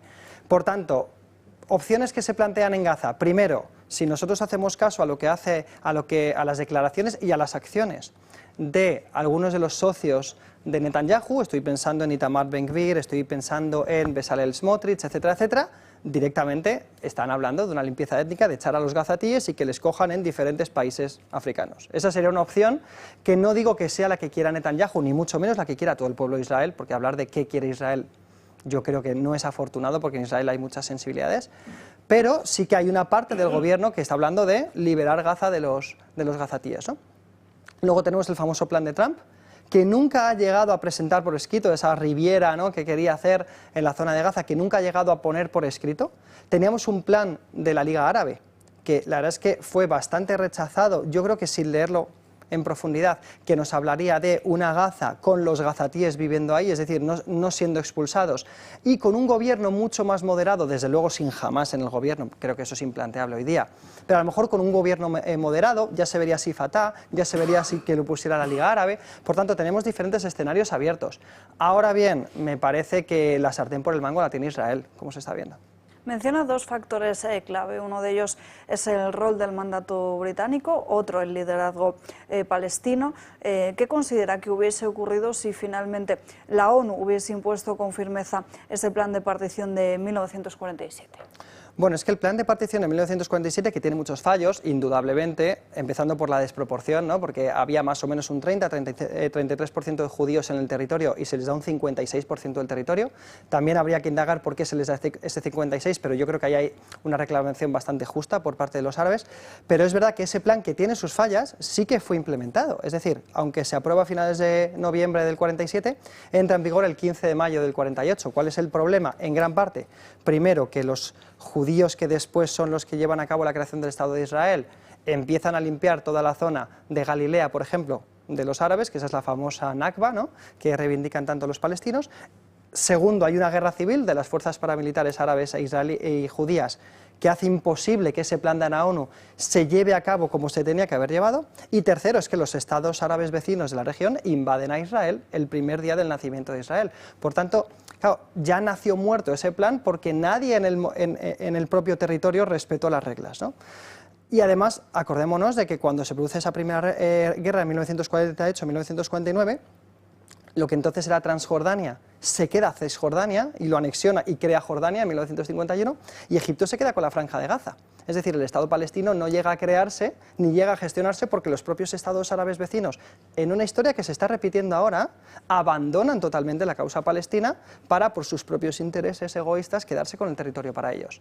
Y efectivamente, tú mencionabas el otro, hay muchos factores, ¿no? Esto es un conflicto que, si ya me ha costado resumirlo en 200 páginas, resumirlo ahora en 2 minutos es difícil, pero efectivamente el mandato británico es importante. Los británicos gobiernan de 1922 a 1948, los propios británicos reconocen que el dominio es un desastre. Son incapaces de parar las revueltas, sobre todo desde el punto de vista árabe. A la gente se le olvida que cuando los británicos se hacen con la región, los judíos y los árabes se habían puesto de acuerdo en el destino. En 1919, judíos y árabes firman un plan con Lawrence de Arabia, el famoso Lawrence de Arabia, como mediador en el Hotel Carlton de Londres, el 3 de enero de 1919, por el cual judíos y árabes dicen: queremos esto para la región. Cuando llegue ahora el Tratado de Versalles, de hecho lo llegan a presentar a Versalles, esto va a ser un gran Estado árabe, y dentro del Estado árabe va a haber un Estado autónomo judío. Esto suena un poco a ciencia ficción, que los árabes y los judíos se pusieran de acuerdo, pero se pusieron de acuerdo. Lo presentaron en Versalles, y en Versalles les dijeron que no. Y la zona fue dividida en, ya se sabe, mandato británico, lo que hoy día es Israel y Palestina, y luego en zonas de influencia con los famosos mandatos británicos y francés. Por tanto, efectivamente, la comunidad internacional y, si se quiere, las grandes potencias europeas también han tenido su cuota de responsabilidad en este conflicto. ¿Cuál cree que es el mayor obstáculo para una convivencia a futuro? Hombre, hoy día la violencia desarrollada en los últimos 2 años. Es decir, yo conozco israelíes, conozco palestinos, y conozco algunos que eran activistas por la paz, tanto dentro de Israel como dentro de Palestina. Y claro, ahora mismo yo me pongo en la piel, yo intento mucho en el libro tener empatía, tener respeto por ambas visiones, intento ser bastante equilibrado en este sentido, pero claro, yo me pongo en la piel de un activista israelí, que yo conozco gente así, que iba siempre a las manifestaciones diciendo: solución de los 2 estados, entendernos, ¿no?, con los palestinos, que de repente le matan a su hijo o a su hija en el festival de música o en un kibutz, sobre todo sabiendo que jamás ataca el 7 de octubre a los kibutz, que son los que siempre, los pobladores de los kibutz, son el semillero de votos de la izquierda israelí, los que siempre han abogado por el entendimiento. Por tanto, jamás rompe todos los puentes que hubiera de entendimiento con Israel. Entonces, claro, yo me pongo en su piel y yo tengo correos electrónicos que me han llegado desde Israel diciendo: después de 30 años de activismo por la paz me he dado cuenta de que es imposible. Y por otro lado, lo mismo, una persona que formara parte de esas asociaciones que hay, que no tienen mucha publicidad, pero las hay, donde víctimas de un lado y de otro se juntan. Yo conozco palestinos que dicen: oye, es que me están destrozando a toda la familia en Gaza. Entonces, ¿cómo yo voy ahora a luchar por el entendimiento con Israel? Entonces, a cada bomba que cae, a cada muerto, por un lado o por el otro, me da igual. Es una piedra más que se pone. Y lo segundo que yo diría son los asentamientos que Israel sigue construyendo en Cisjordania. Ya van por 750.000 los colonos israelíes que viven dentro de Cisjordania y Jerusalén Este. Y claro, ¿cuál va a ser el...? Imaginemos que Netanyahu o el siguiente que venga dice: venga, vale, pues quitamos todos los asentamientos. ¿Qué primer ministro israelí va a poder echar a 750.000 colonos de Cisjordania? Eso es imposible, es una decisión política que es inasumible. Por tanto, cada día que pasa yo creo que la paz se va alejando un poco más. Bueno, y que desde luego ese reconocimiento de Palestina como Estado, por lo menos el que realizó el Gobierno de España, desde luego no sirvió para nada, fue un movimiento inútil, un brindis al sol. Bueno, sirvió para política interna española, es decir, yo creo que la bandera palestina es una bandera que se agita por parte del Gobierno actual siempre que hay cierto descontento o siempre que la reputación es un poco baja. De hecho, si os fijáis el tempo, el momento elegido por parte de Pedro Sánchez para ese reconocimiento, que efectivamente es un brindis al sol, coincide con un momento de baja reputación por parte del gobierno español, ¿no? Entonces, yo creo que hay que leerlo en esa dinámica. A Israel le da igual, siendo claros, que España reconozca o no al Estado palestino. En el fondo, además, es un reconocimiento que es estéril, y aparte de que es contradictorio, porque tú no puedes estar, por un lado, abogando por los 2 estados, reconociendo que hay un Estado que es el palestino que no existe, y por otro lado reconocer al Estado palestino. O sea, es incluso incoherente mantener ambas posturas a la vez, pero efectivamente yo creo que hay que leerlo, por lo menos en España, dentro de una dinámica interna. Eduardo Baura, muchísimas gracias por estar con nosotros. Invitamos a todos nuestros oyentes a que amplíen un poquito más ese contexto que nos acaba de dibujar aquí en esta mesa con este libro, Israel y Palestina, la historia de un conflicto interminable. Muchísimas gracias a vosotros. Gracias. Bueno, últimos 15 minutos, menos de 15 minutos, últimos 13 minutos vamos con más cuestiones. Se recordarán como hace no muchas semanas les mencionábamos aquí que estábamos muy pendientes de cómo avanzaban las diferentes negociaciones para los presupuestos autonómicos. Unos presupuestos autonómicos que finalmente llegaban en algunas comunidades autónomas gracias a ese pacto entre Partido Popular y Vox en uno de esos sitios, en la Comunidad Valenciana, a cambio de diferentes cuestiones, no solo en lo que tenía que ver con las políticas verdes, sino también con diferentes leyes ideológicas como pueden ser la ley trans.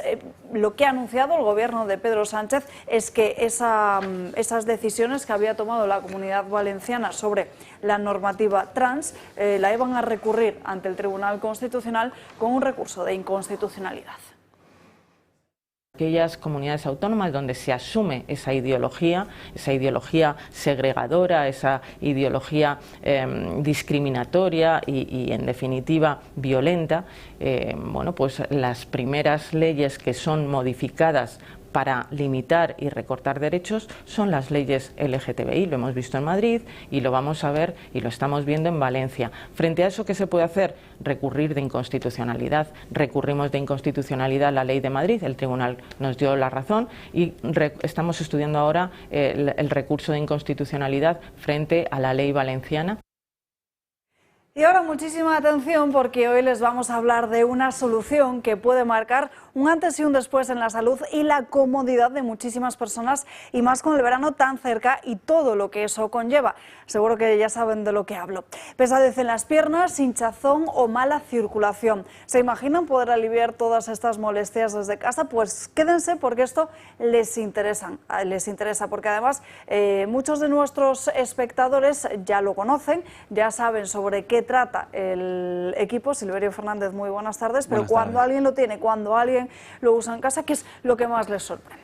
Bueno, lo que más les sorprende verdaderamente es la facilidad con la que pueden usarlo y todos los beneficios adicionales a la simple mejora que pensaban que iban a obtener en cuanto al masaje que se realiza en las piernas. No mucha gente lo compra pensando que bueno, pues se pondrá el aparato y que gracias a las presiones pues las piernas se le soltarán un poquito y le generará algo de beneficio, pero lo que no ven en un inicio, que luego se dan cuenta, es la reacción en cadena que genera mejorar la circulación en las piernas o eliminar la pesadez. Eso hace en muchos casos que puedan dormir mejor, por lo tanto al dormir mejor descansan mejor, la gente se levanta con más ánimo, muchas veces se animan a hacer cosas que antes no hacían, pues ese paseo a lo mejor que iban a llegar con las piernas muy fastidiadas, ahora se animan a hacerlo. Entonces va generando una reacción en cadena que va beneficiando mucho y va haciendo pues que las personas tengan una sensación de autocuidado también que realmente beneficia un montón.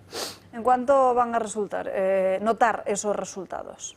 Bueno, esto depende de, entre comillas, lo que la persona vaya a tratar. En líneas generales, lo bueno que tiene el equipo es que al ser algo mecánico, desde el primer momento que lo usan, ven los beneficios. Es decir, yo siempre lo comparo con un masaje. Si a ti te dan un masaje en las piernas cuando llegas cansado a casa de trabajar o llegas de montar en bici o de hacer cualquier actividad, tú notas tus piernas más descansadas, las notas más livianas. Pues esto es exactamente lo mismo. La gente, cuando se quita las perneras, nota una sensación de alivio, de bienestar y ligereza. Mucha gente incluso dice, joder, es que parece que me has quitado kilos de las piernas, y realmente en media hora que dura la sesión a las personas no les has quitado ni un gramo, pero la sensación de ligereza es algo que destacan mucho. Y luego también el accesorio para la cinturita o el brazal ayudan a eliminar también esa sensación de pesadez que se tiene, temas de estreñimiento, digestiones pesadas, bueno, en los casos de los brazos hinchazón o pues, personas que han sido, por ejemplo, operadas con cáncer de mama, que les extirpan los ganglios, se les hinchan mucho, les quedan prácticamente inservibles y gracias a las presiones consiguen eliminar todos esos líquidos. ¿Por qué tiene tanta fama con el verano? Bueno, porque en verano normalmente la gente que padece de retención de líquidos o mala circulación se ve acentuado todos esos problemas por el tema del calor. El calor actúa como un vasodilatador, entonces todos esos espacios que hay entre célula y célula donde se acumula el agua, que se llaman espacios intersticiales, en verano se dilatan, ¿no? Entonces lo que hace la presoterapia es un efecto de vasocompresión. Por lo tanto, las personas que tienen problemas relacionados con circulación o retención de líquidos en verano, cuando usan la presoterapia, notan que la circulación es mucho más favorable. Por eso es más famosa en verano, o mucha gente la usa en verano pues para aliviar el tema de la retención de líquidos. ¿Qué le dirías a alguien que ahora mismo esté dudando para que se anime a dar el paso y empiece a cuidarse desde ya mismo? Bueno, le diría lo primero que lo probara, que nos llamara y que se informara, eso lo primero. Lo segundo, que se mete en nuestra web, que vea todas las reseñas, que para la gente que no conozca o no esté familiarizado con las reseñas, son testimonios que ponen clientes que ya han comprado el equipo, tenemos cerca de 1000, y luego que también al final muchas veces la gente que nos esté viendo, ¿no?, estarán pensando, para mí, ¿qué es lo más importante? Pues yo diría que lo más importante es mi salud y la de mi gente cercana. Pues entonces lo mismo, hay muchas veces que nos preocupamos mucho por la salud de los demás, pero luego a nosotros, y esto hablo a lo mejor por las mamás, las abuelas, los abuelitos que nos estén viendo, se dejan a ellos en última posición, y yo creo que es un buen momento para empezar a cuidarse. Esto les va a traer muchísimos beneficios y sobre todo, a fin de cuentas, a la hora de amortizarlo, pues realmente la gente piensa que es muy caro y realmente es algo económico. En pocos meses, en comparación con un tratamiento, has amortizado el equipo, haciéndolo desde casa, sin tener que desplazarte, pudiendo usarlo toda la familia. Entonces, simplemente que nos llamen si tienen alguna duda, que nos consulten y nosotros con gusto les informaremos, pero les va a ayudar mucho, eso seguro. La gente está encantadísima. Y quiero agradecerle a todos los clientes del Toro Televisión la acogida tan buena que ha tenido el producto y lo contentos que están, porque nos llaman muchos dándonos un feedback increíble que algún día los traeremos aquí para compartirlo. Pues que os llamen cuanto antes. Es importante señalar, Silverio, que llamen solo una vez, porque esa llamada se queda registrada. Y que guarden el teléfono. Que guarden el teléfono para que cuando le llamemos no piensen que son de alguna empresa de teléfonos o algo, para que nos respondan. Que hay gente que no lo coge luego. Gracias, Silverio. Últimos 6 minutos. Vamos con la relación, todos los nexos de unión entre esa empresa de Servinavar y Santos Cerdán. Servinavar 2000, la empresa vinculada al caso Koldo, que recibió hasta 5 adjudicaciones del gobierno navarro, se desvincula por completo de Santos Cerdán.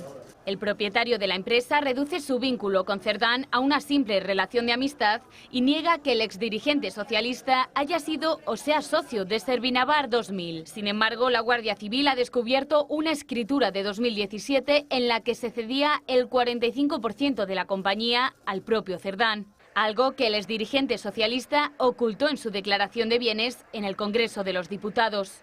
El propietario destaca además que su empresa nunca ha cometido ningún delito y niega haber recibido algún trato de favor. Algo llamativo si tenemos en cuenta que durante 2021 la empresa llegó a facturar más de 1 millón de euros con tan solo 9 trabajadores. Servinavar 2000 se creó en 2015 y tan solo 2 meses después logró su primer contrato de obra pública junto a Acciona. En 2017, también de la mano de Acciona, logró otro contrato de 3,78 millones de euros. Ese mismo año se entregó a Cerdán el 45% de la compañía y desde ese momento Servinavar no dejó de crecer. Ya en 2018, junto a Acciona, se adjudicó las obras del túnel de Belate por casi 76 millones de euros. Es decir, que en todos los años que la empresa lleva activa se ha embolsado un total de casi 100 millones de euros. Y si el vínculo de la empresa con Cerdán era mínimo, ¿por qué Servinavar 2000 paga un ático en Chamberí valorado en 1 millón de euros al exdirigente socialista? Y la información, atención, que recoge esta mañana de Objective, porque el viernes les decía antes que habían saltado las alarmas con esa reunión entre Pedro Sánchez y Salvador Illa. Pues bien, lo que estaría en la cabeza de Pedro Sánchez ahora mismo es una revolución en lo que se refiere a la cúpula del propio partido socialista. De hecho, lo que estaría buscando Sánchez es una alianza con Salvador Illa. Lo consideran como un perfil moderado y de esa forma se incorporaría a Montse Mínguez, que es esa mujer que están viendo en sus imágenes, en lo que viene a ser la parte de organización para así ir ganando fuerza de cara al próximo comité del propio partido. También en estas últimas horas Sánchez habría llamado al propio Adrián Barbón y el mensaje que había transmitido a todas sus bases es que con Salvador Illa fue una reunión con el líder del PSC y no con el presidente de la Generalitat, es decir, que esas reuniones se circunscribían a un ámbito interno, pero desde luego el Partido Socialista, mientras Sánchez quiera resistir, lo tiene muy difícil, o incluso también si esa salida, esa dimisión se produce, sería, Alejandra, muy complicado, porque al final hemos visto cómo Sánchez, sus tentáculos le han llevado a controlar casi todas las estructuras del partido. Bueno, antes hablaba Francas, ¿no? de todo el tema de dónde están las líneas rojas. Yo es que no sé dónde están ya las líneas rojas, pero lo que está claro es que estamos aquí porque tenemos el tinglao montado gracias a toda esta gente. Sí. Bueno, estamos ante la famosa paradoja de Lampedusa, ¿no? En el Gato Pardo. Es decir, cambiar todo para que no cambie nada. Es decir, sobre todo que además entre el elemento de género, ¿no? Vamos a poner una mujer que es una cara siempre más amable, diferente, ya me voy rodeando de ese rollito que parece que cambia mucho más las cosas, pero en el fondo, es decir, los problemas son los mismos. Estos tetrarcas, que son los que dirigen ahora la Secretaría de Organización del PSOE, donde una de ellas, la gerente, era la que había puesto precisamente Cerdán para quitar al otro que estaba de gerente porque hacía demasiadas preguntas y se metía en sitios que no había que meterse. Pues bueno, pues eso, si es que al final el problema no es una cuestión cosmética, ¿no? O sea, siguen los mismos problemas estructurales y eso solo pueden dilucidar una transformación a través de unas elecciones. Sí, pero el rostro femenino no siempre ha salido bien, ¿eh? Porque hemos visto esa operación de Pilar Alegría en la portavocía del Gobierno que a largo plazo tampoco se ha mostrado como algo rentable, o incluso esas maravillosas ruedas de prensa de principios de semana de Esther Peña que ahora ya ni existen, ¿eh? Porque empezó a desaparecer. Francas. Para mí el gran problema es que lo que ha salido no es lo que hay, sino que falta por salir mucho más. Si parar aquí, si no hubiera nada más, pues con cosmética igual puedes frenar la sangría y empezar a recomponer. Pero es que en el momento que hagas esto, te va a salir otra, con lo cual vas a ir quemando no etapas, sino gente. Porque aquí el único problema es Pedro Sánchez y todo el sanchismo. Pero lleva la iniciativa. Lo explicaba Guerra esta mañana, que lo que hay que hacer es que el PSOE se desmarque de toda esa etapa que se lo ha cargado, más o menos, venía a decir. Último minuto. Este fin de semana no solo se ha hablado de los bombardeos de Estados Unidos a Irán, de la corrupción de Pedro Sánchez, sino también de esta polémica restauración de la Virgen de la Carena de Sevilla. La van a ver en sus pantallas 13 años después.